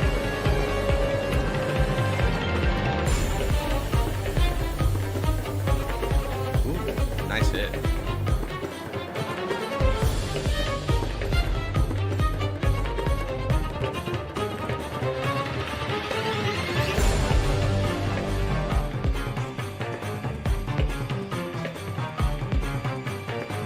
Damage 1.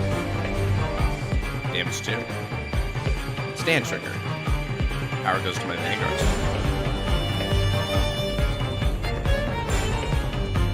Different type of manipulation. Bro, what you mean?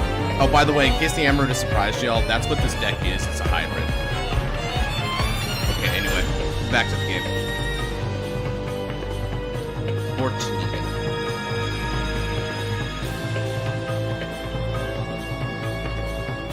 Okay, 14k to the Vanguard. Very aggressive here. I'll just Garba Glory Arrow. Not going to use the... Not going to save it for a G card. There's no need yet. Okay. And now. Stand. Raw.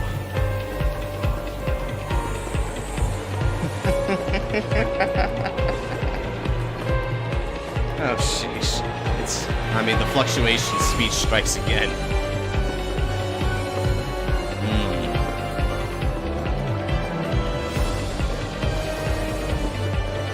With what I've got going on here. 9 cards in hand. You've likely got a G card. You've definitely got PGs. That means that quality attacks won't work very well against you. You need quantity.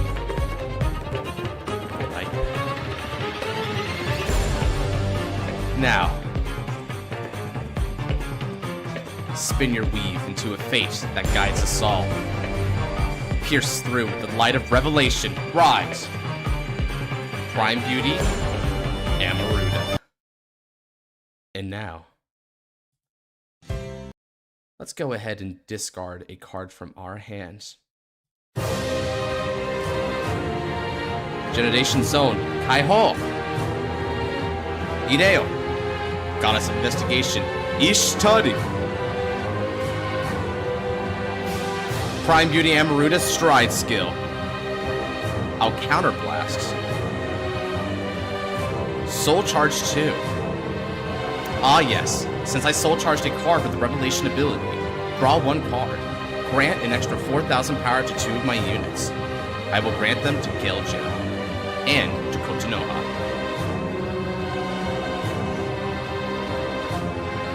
And now, it's time. Skill from the soul. Shackle Fetter Yugioh. Bot deck itself. And I choose a rear guard, it gets 3,000 power. I'm going to give 3,000 power here. And let's not forget, Kotonoha got to see the soul, so that's an extra 2,000 power to Kotonoha again. And battle time. Kotonoha attacks for 18 on the Vanguards.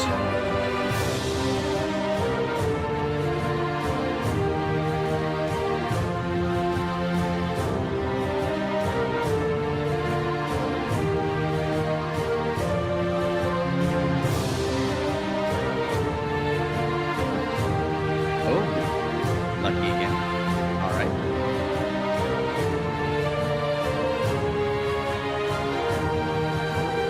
But it's not over yet. with support from Yugioh. Yugioh attacks. That's going to be a total of 18 on your rear guard to hollow.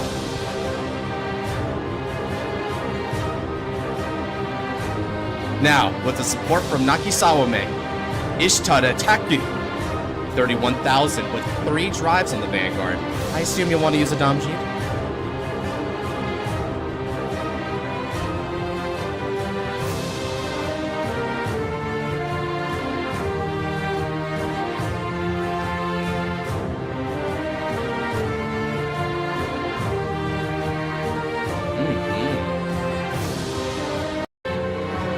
Now, drive 1. Critical trigger. All effects go to Kochinoha. Drive 2. Got it. A grade 1 or greater card with the Revelation ability. Activating skill. Soul Blast 3. And flip up another Ishtar.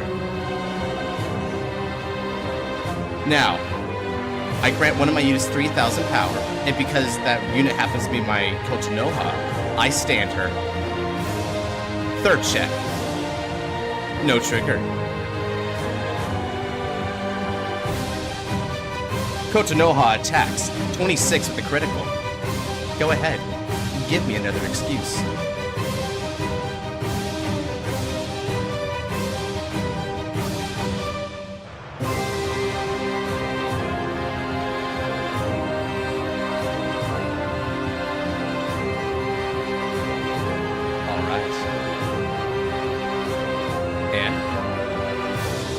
That ends my turn. Still, looking good. Excellent. How things are shaping up, I now have a winning image to seek victory in this fight. Feels like Shiranui, but calm down. Sort of. It's epic in its own way. Ah, so he's going to go for a hard stride. Vortex Desire. All right.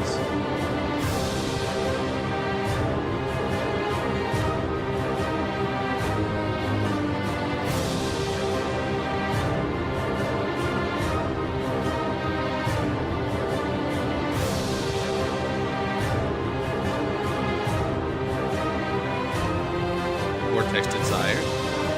Flips up. To get a non-hit? Sure, why not?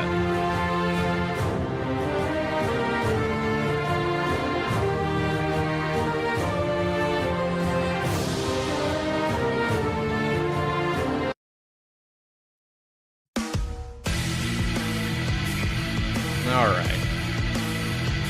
Now he flips up Transcendence Dragon to Vel'Void. Alright.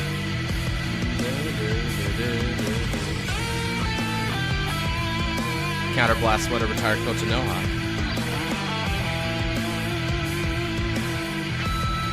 Guard.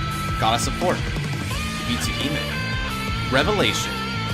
Look at the top card of the deck and decide its placement. To the soul.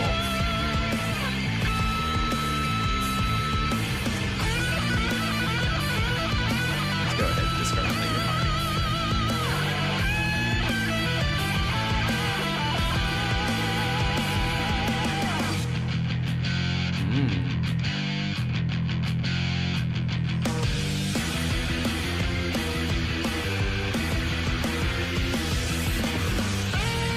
Well, looks like Berserk Lord wasn't able to do much damage there, huh?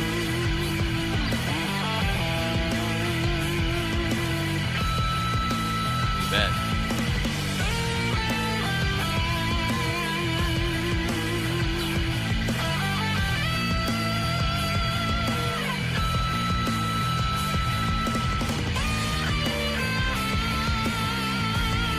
Generation Guard. Guard. Goddess of 7 colors, Iris. Iris' skill.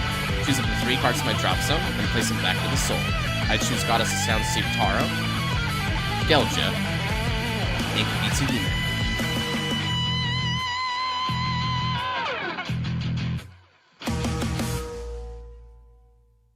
Nice. Alright then. Now, stand and draw.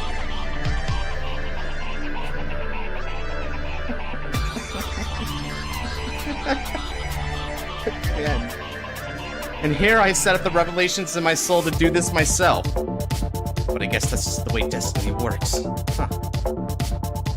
Discard a grade 3 from my hands. Generation Zone. Kaiho. Ishtari. Counterblast 1. Soul Charge 2. I Soul Charge to card the Revelation ability. Draw 1 card.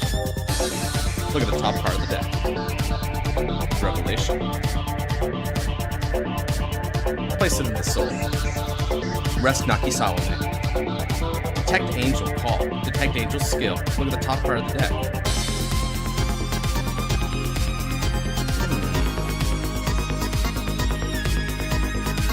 Leave it there. What should I do? No. Rest. Place it in there. 4,000 power goes to Detect Angel. Nakisawa makes skill. Move in the soul.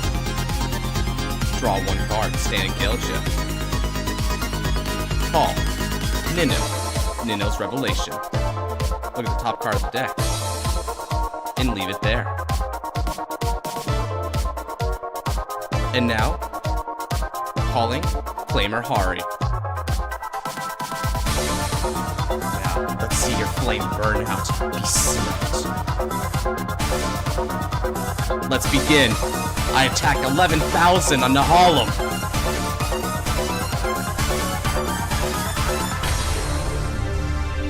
Next up, with support, attack. This is going to be 16 on Berserk Lords. Finally, Ishtari with support. This is going to be for a total 1,000. This is going to be 21 on top of that. So, 32k, 3 drive Vanguards. Triple drive check. Check 1. Critical trigger. All effects go here. Check 2. A card with the Revelation ability. Activating skill. I'll Soul Blast 3. So let's Soul Blast out. Nakisawame. Dreaming Dragon. And Battle Maiden. We'll do Taro. Next, by Soul Blasting those 3 and flipping up another Ishtar. For each Ishtar in my face-up G-Zone, I'll be able to give 3,000 power to a unit. The 3,000 goes here, here, and here. And they stand.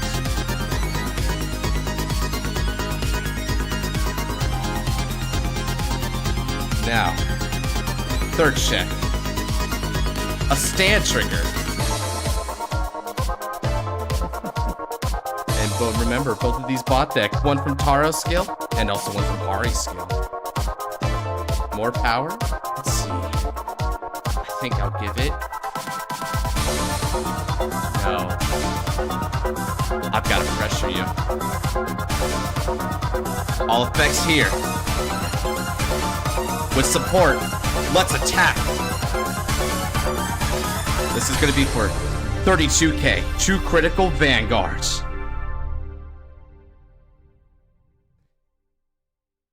What do you have? No guard. Now show me those drives. Check 1. Draw trigger. Nice, but you still need to heal.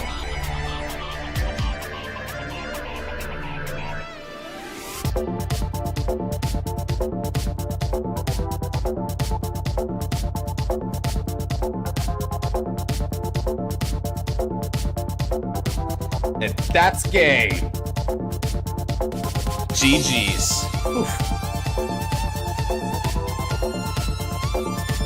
You weren't holding on to much after all. The dumb G's were the only real defense you had.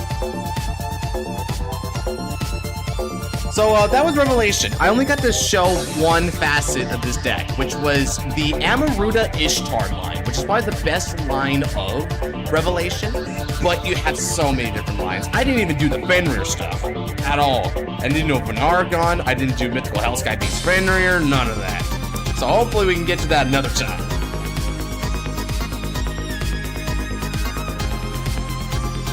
All right then. Karibo, are you there? Thank you for the game again, Alex. It was fun.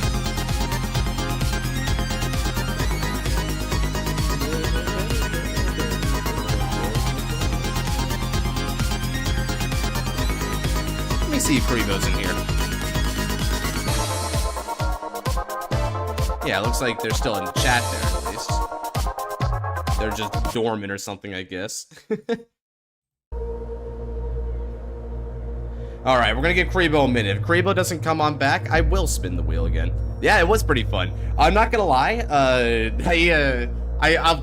was happy to be able to play this deck. Now, Alex, for reference, right? This deck is, for me personally, my favorite G deck ever.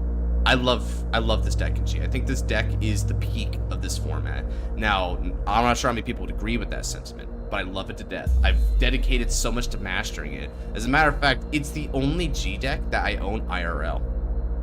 Like, straight up. So I love it.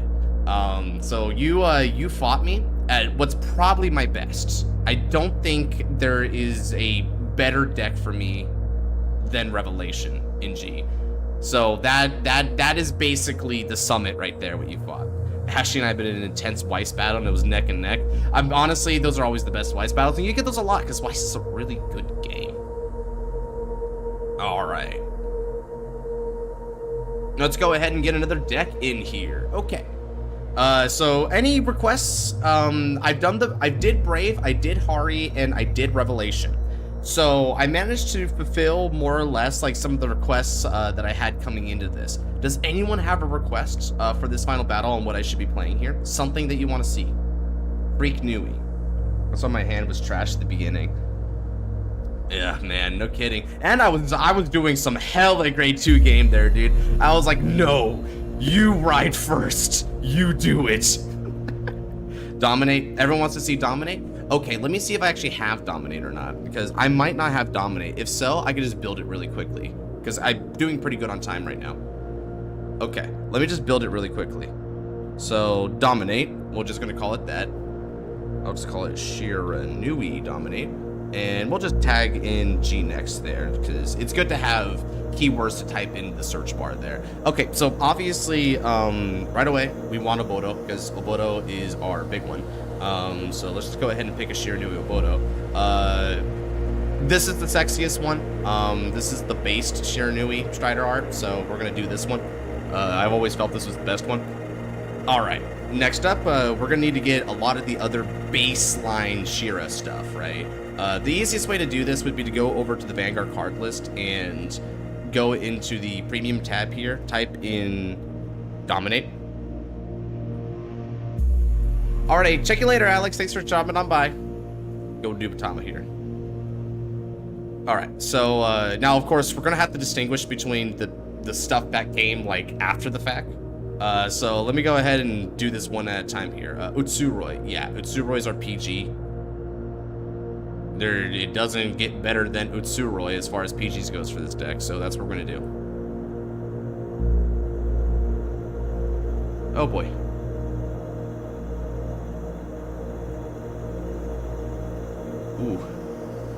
Ooh, Untap is struggling today. What? Oh, okay, hold on a second. Karibo, I'm gonna dip out of the game here. I have Dominate if you want. I also have Dominate. But do you have G-Next specific Dominate? Not, so no Rene, no nothing like that.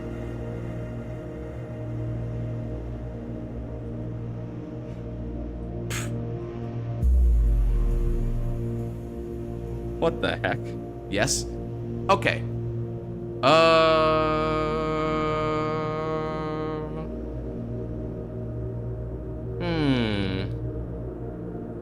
Okay, I guess if that's the case, I guess you can do it then. So you can play Dominate and I'll play something else.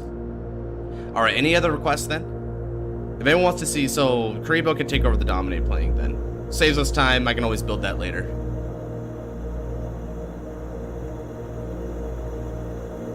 I have my speeches ready for Burst. Oh, you were trying to go for Burst, Tutso. Victor? Damn. I don't know how to play Victor. I'm gonna be real with you. I don't play Victor in this format. Not at all. Not at all. I got a lot I can play, but that's not what I want.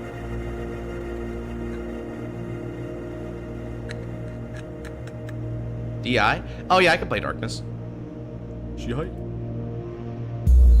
I got Darkness. Pretty sure this is the correct version too, right?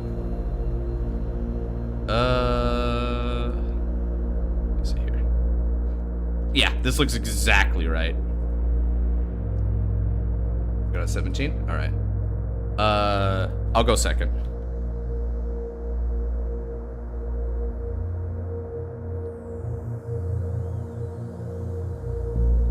Alright.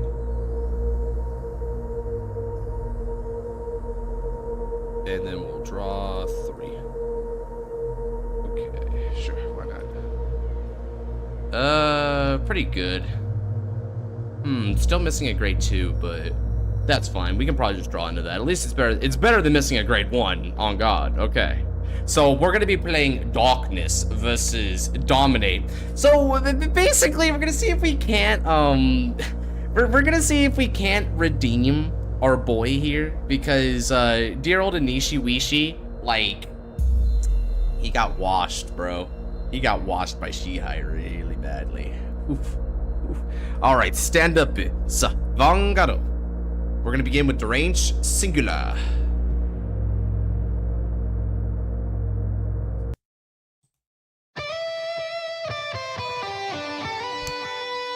All right, rides Tenrei. My move then. Drop. Yeah. All right, let's go. Okay, we'll ride. We're Tigger Jaeger. And I call Succubus a pure love to rearguard. Succubus's skill. I reveal Glanzen Vampire. By revealing this grade 3, I can search the deck for a Shahrosh. I add one who scatters sin, Shahrot. Shuffle the deck. Welcome back, Yuki. I'll discard Werecats from the hands. Succubus attacks for 7.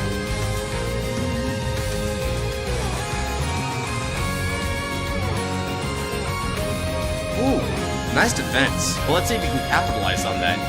Weird Tiger Jaeger swings for 12 with support from Deranged Singular. Drive trigger check. No trigger. Over to you.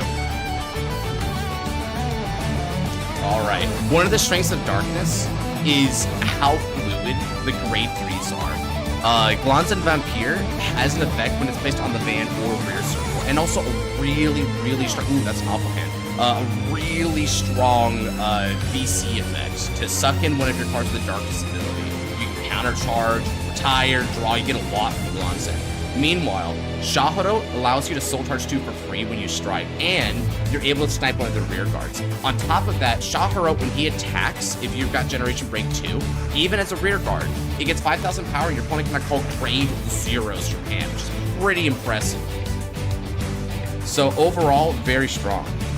Attack Succubus, take her.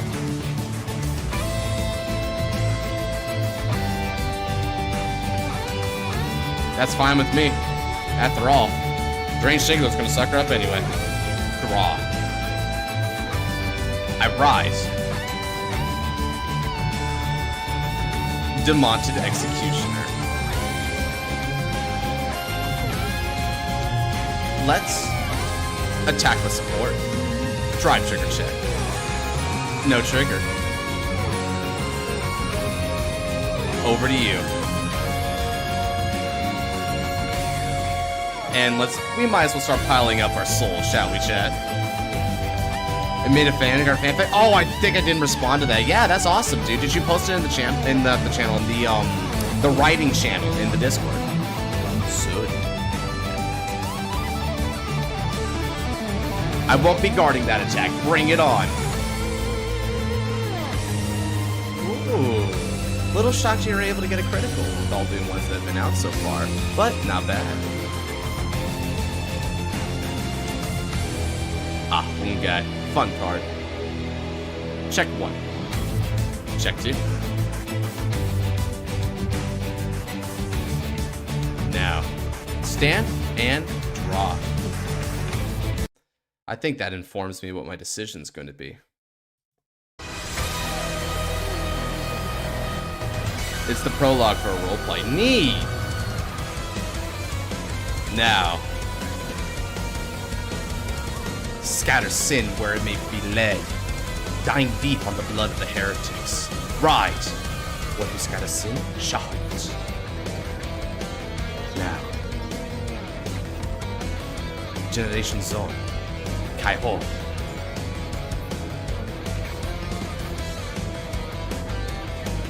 Strido-san.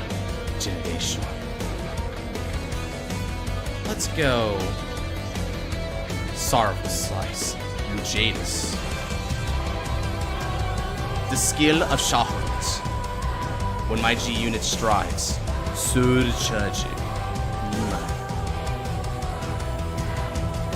Now, darkness has been achieved.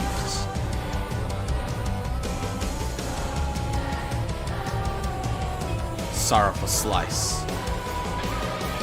Let's see. Let's begin. Call.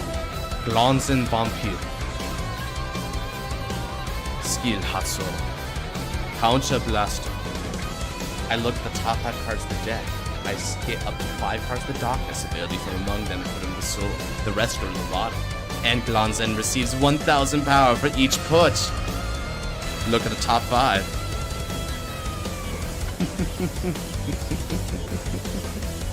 I choose 4. 1, 2, 3, 4. 1 card to the bottom. Glanzen receives 4,000 power. Not bad at all, my friend.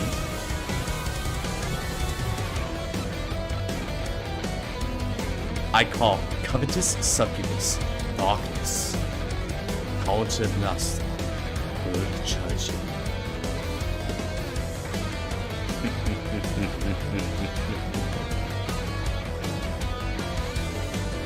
Next up, Covetous' skill continues with the number of cards being 6 or more. Counter-charge. Sorrowful Slice through Jadis' skill. Counterblast. Turn a card from the face-down G-zone to face up.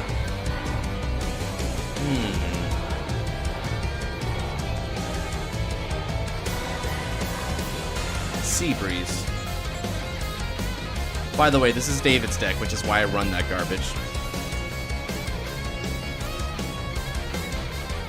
Now, Lujadis is going to Soul Charge 3. For each different grade Soul Charge, I choose a rear guard, and it gets 5,000 power. And if I Soul Charge a unit with Darkness ability, I can choose a card that's grade 3 for my soul, and I'll be able to add it back to my hand. Like that Glanzen from earlier, for example. Now, Triple Soul Charge. So is a writing discussion? Either or. Not for me, no. Soul Charge. I Soul Charge 2 different grades. So I'm going to give 5,000 power here and here. Furthermore, because I Soul Charged a unit with the Darkness ability, Glanzen to the hands.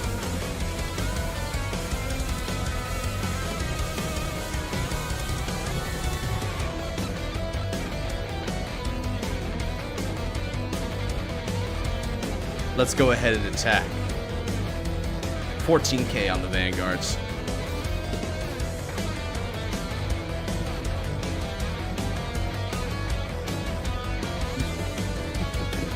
$19k in the Vanguard. My, Karibo. You sure are seeing your criticals today, aren't you?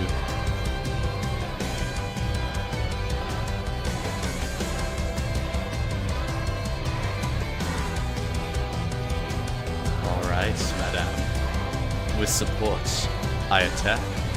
2,000 power for blockers. Total power, 33. Generation God, is it?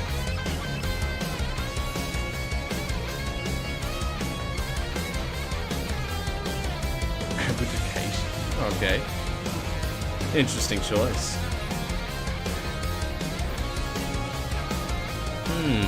Let's see. Total power 36. Now 46. Good guards. Check 1. Check 2. Check 3.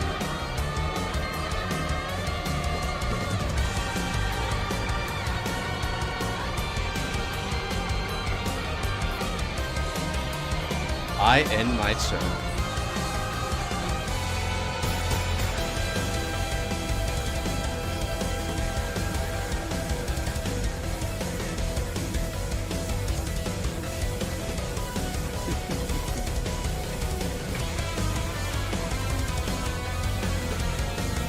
Let's see here.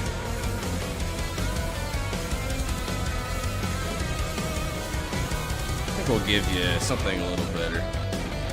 Sure, why not? Became your 11th like. Wow, we're already at 11? Sheesh. That's good for a stream.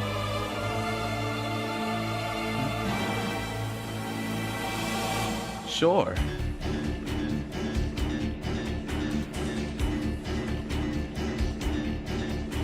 I'm gonna go ahead and call to the back row.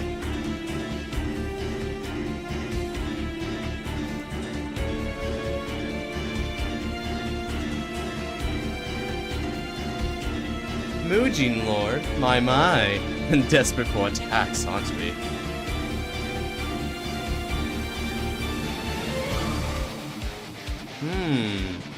Going quite fast. Alright, using the Dominate. 4,000 power. And they're gonna give it 3,000 power, I assume? Alright then. I won't guard that attack. No trigger.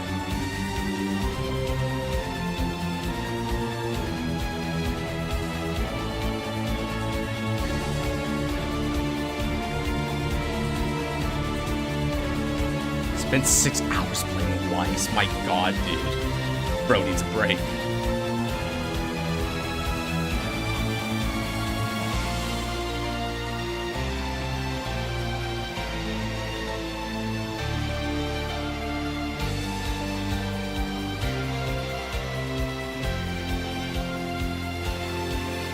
Alright. Which will attack first, madame?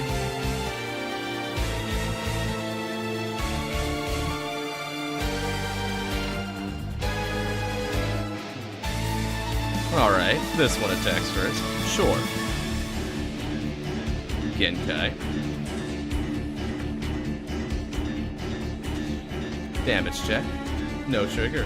My, where are my triggers? A sufficient low roll to keep you in the game, I guess. No worries, Luis. I'm happy to hear it.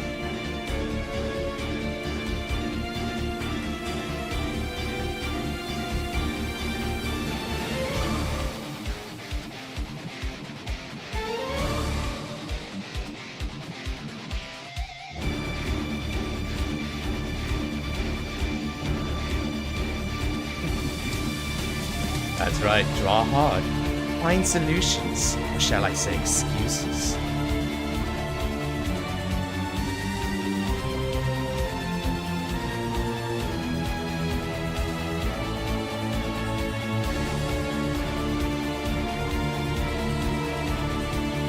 Alright. I guard Bravanzen with Listic Vampire. Listic skill activates. I choose a card from my hand and place it into the sword. And I can choose any card from my soul and add it to my hand as long as it's a normal unit. I choose Closet Balloon. G-Next list? Oh, you need David's list, brother. That is a David certified list.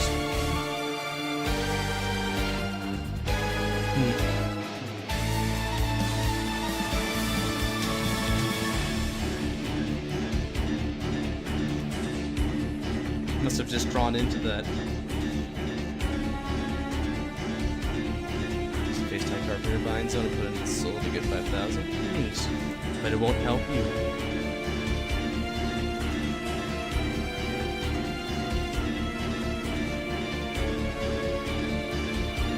I don't guard that either. Heal trigger. Down each cave key.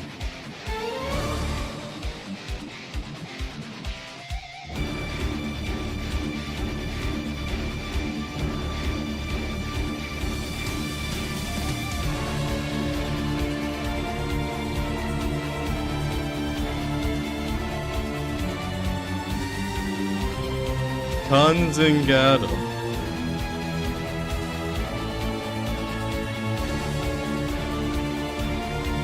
Discard Closet, Rampier.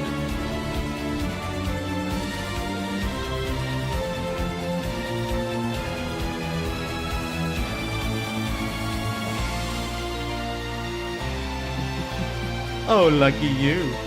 If I hadn't healed, you wouldn't be able to activate that. But you will need it for what I have planned.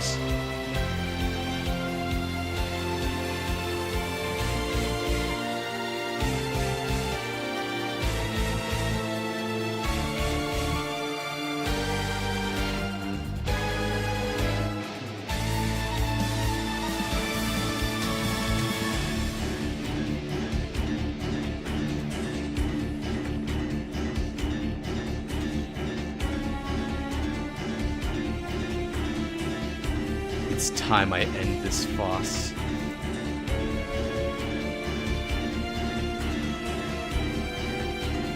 I don't God.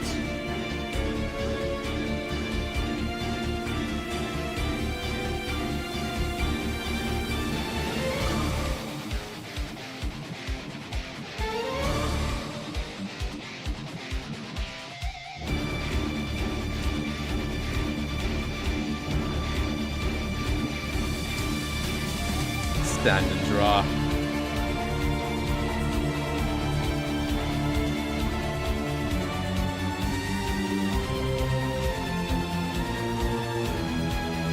Now, I discard.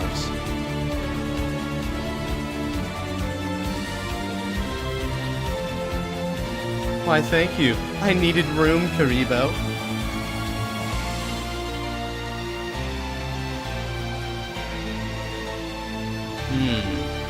What should I do here?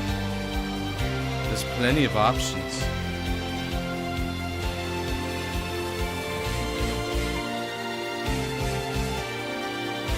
Oh, you're appetizing.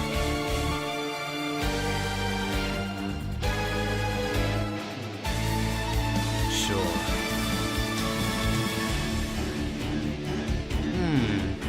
Could also do you.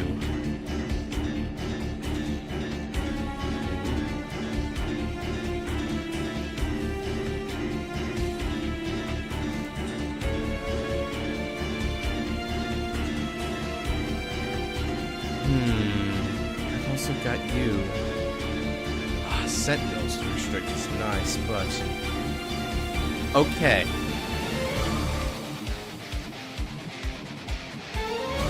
Generation Stride. Abominable One. Gilles de Rey.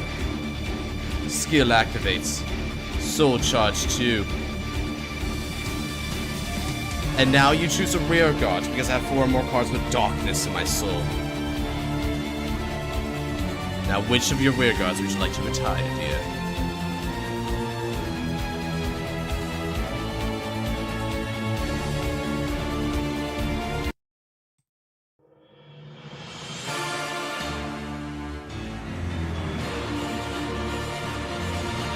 Now, I'm going to move all these rear guards to the soul with skill Deranged Singular and draw 2 cards.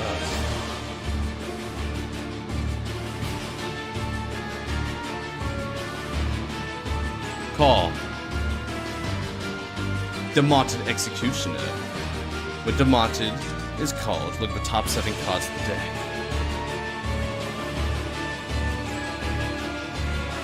Place Weirtega Jäger. Weirtega Jäger's Soul skill. CB1. When it's placed into the soul, I can draw cards. Next up. Let's go ahead, counterblast 1 for the skill of Demonted Executioner, an extra 5,000 power. Glanzen Cody, skill Hatso, counterblast 1. Look at the top 5 cards in the deck. I play Spore! 3, because this is not the darkest. Now, we got a bot deck. This gets 3,000 power. Skill of Monochrome, put on top of the deck. Shuffle, Soul Charge 1, and draw and counter charge. Soul Charge, draw and counter charge. Let's counter charge you. My. Quite the number of soul I have accumulated.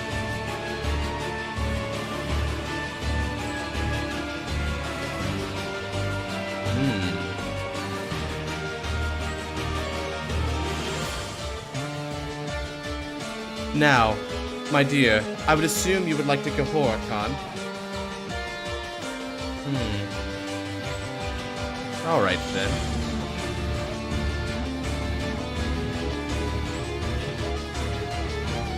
I think I know how to counter though.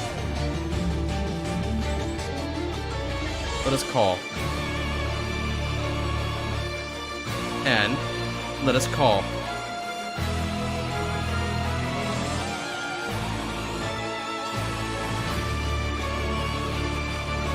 Now, Jildere skill. I flip another Jildere. 10,000 power, a critical, and you cannot go with the grade 1 or higher cards during this battle. Let's begin. Glanzen's gonna attack for a nice 14 on the rear guard.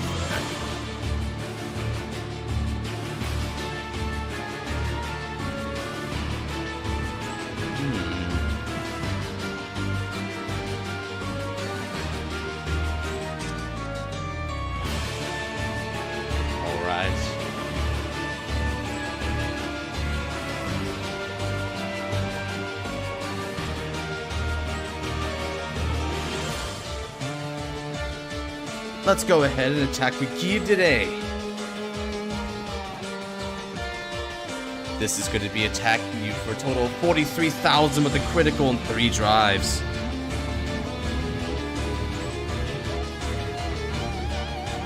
Sorry to hear that, Noel. I hope it gets better.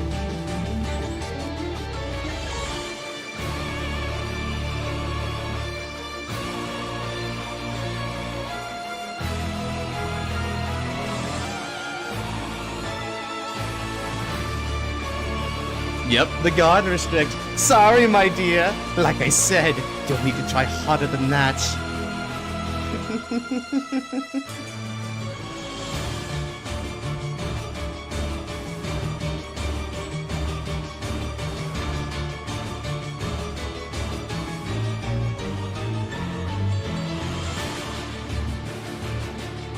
Now, what G-Guard will you go for?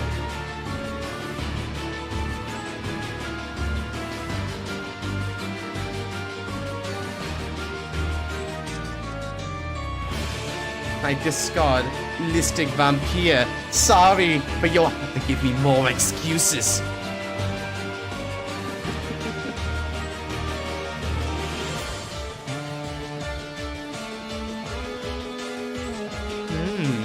Oh, I see. And to think you were complaining about your luck. Now, what else do you have?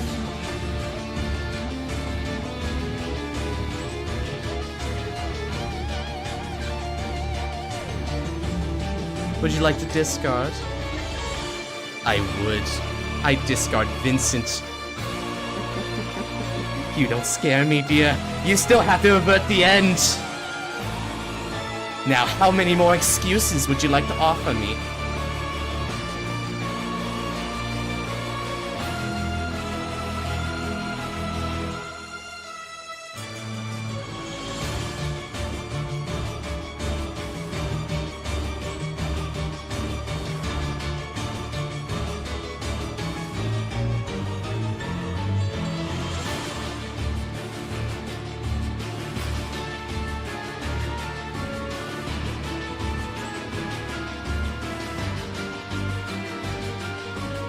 Hey, hold up.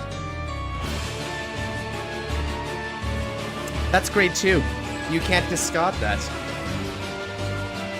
You have to choose a grade 1 or less. Oh.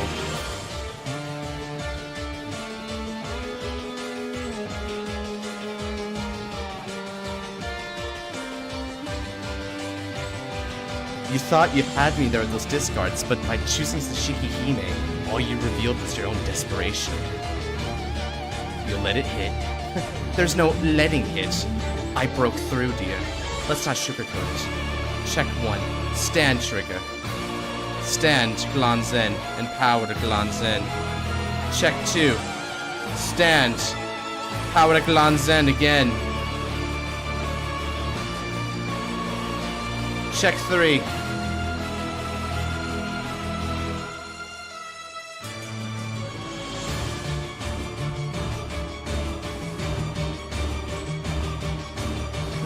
No defensives. Very nice. I attacked for 22 on the Vanguard. And because you couldn't guard with grade 0 is the only thing you could guard with, that indicates to me you've only got grade 1 or greaters in the hand. Those are inferior shields that can't possibly defend you from my onslaught. It's over. Now, let this strike be the requiem.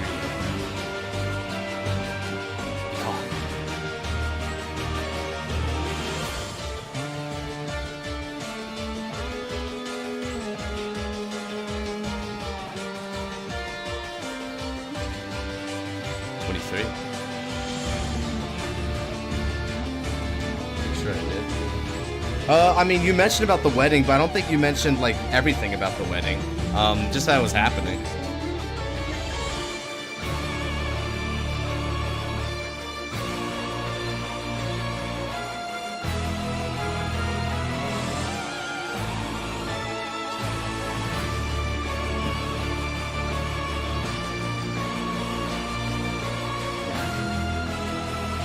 Dine on the Abyss Dragon's blood, Glanzen. Beast! The damage check, please. That's game. GG's.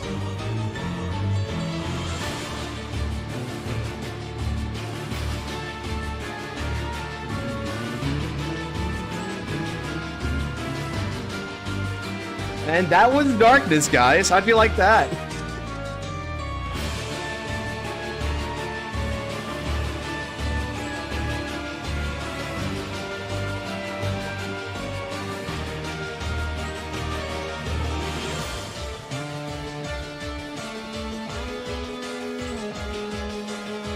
Sorry.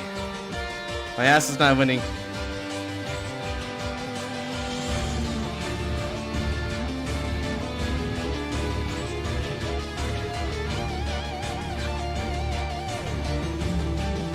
By the way.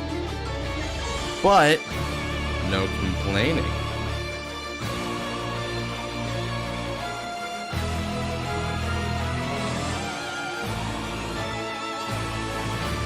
Indeed, GG's. If you were trying to go Mikuro next, I played Darkness, I must play it. It's beautiful, isn't it? Oh yes. The death toll that signs the requiem of those who would oppose it. The darkness creeps up from every crevasse in the earth, and every shadow of the clouds in the sky. It will consume all, and some other tribe like that anyway. Well. By the way, in case you guys are wondering, this wasn't deck out. And the reason why this isn't deck out is because of Blade of Mouse. So Blade of Mouse is going to be throwing back in 1, 2, 3, 4, 5, 6, 7 cards. Ooh. Alright, let's see. 8 o'clock. Huh. That was faster than I thought, actually.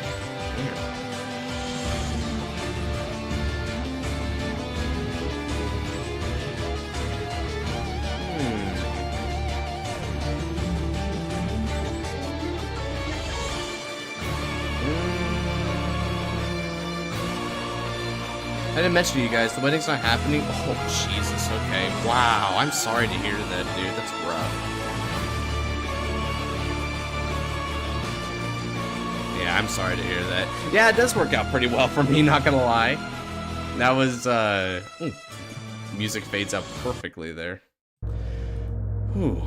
I wanted to play Burst. Hey, I mean, I could have just played Shiranui against Burst, you know? You were the one who offered, which thank you, of course, but at the same time, you know, next time you want to play Burst, just play Burst Creepo, it's fine. Anyway, that was a good game. All the games here today were pretty good games. Check it out, Creepo. They were, I think I'm not sure. I think my favorite one has to go to the Magia one. Magia versus Asha was just such a nail-biter. So incredible. I loved that. Loved it a lot.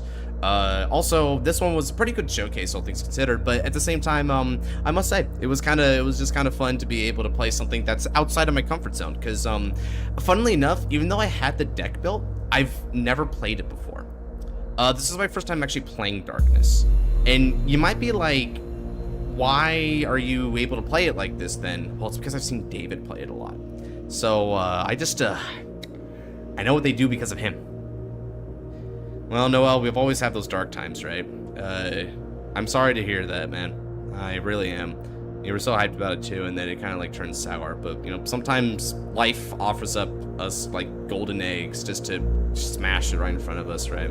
That's part of the insidious trap of it all. You know, they give us that kind of hope and try to crush it. But the fact of the matter is that when you get past these things, you become indestructible as a person. You know, they're all trials that make us better as people, ultimately. It was rough. I don't know what your circumstances are. I can't claim to know, and I doubt it will know. But, you know, all I can say is it does get better from here. It does. Whew. So, how are we liking these streams, by the way? Now that we've done them a couple times, right?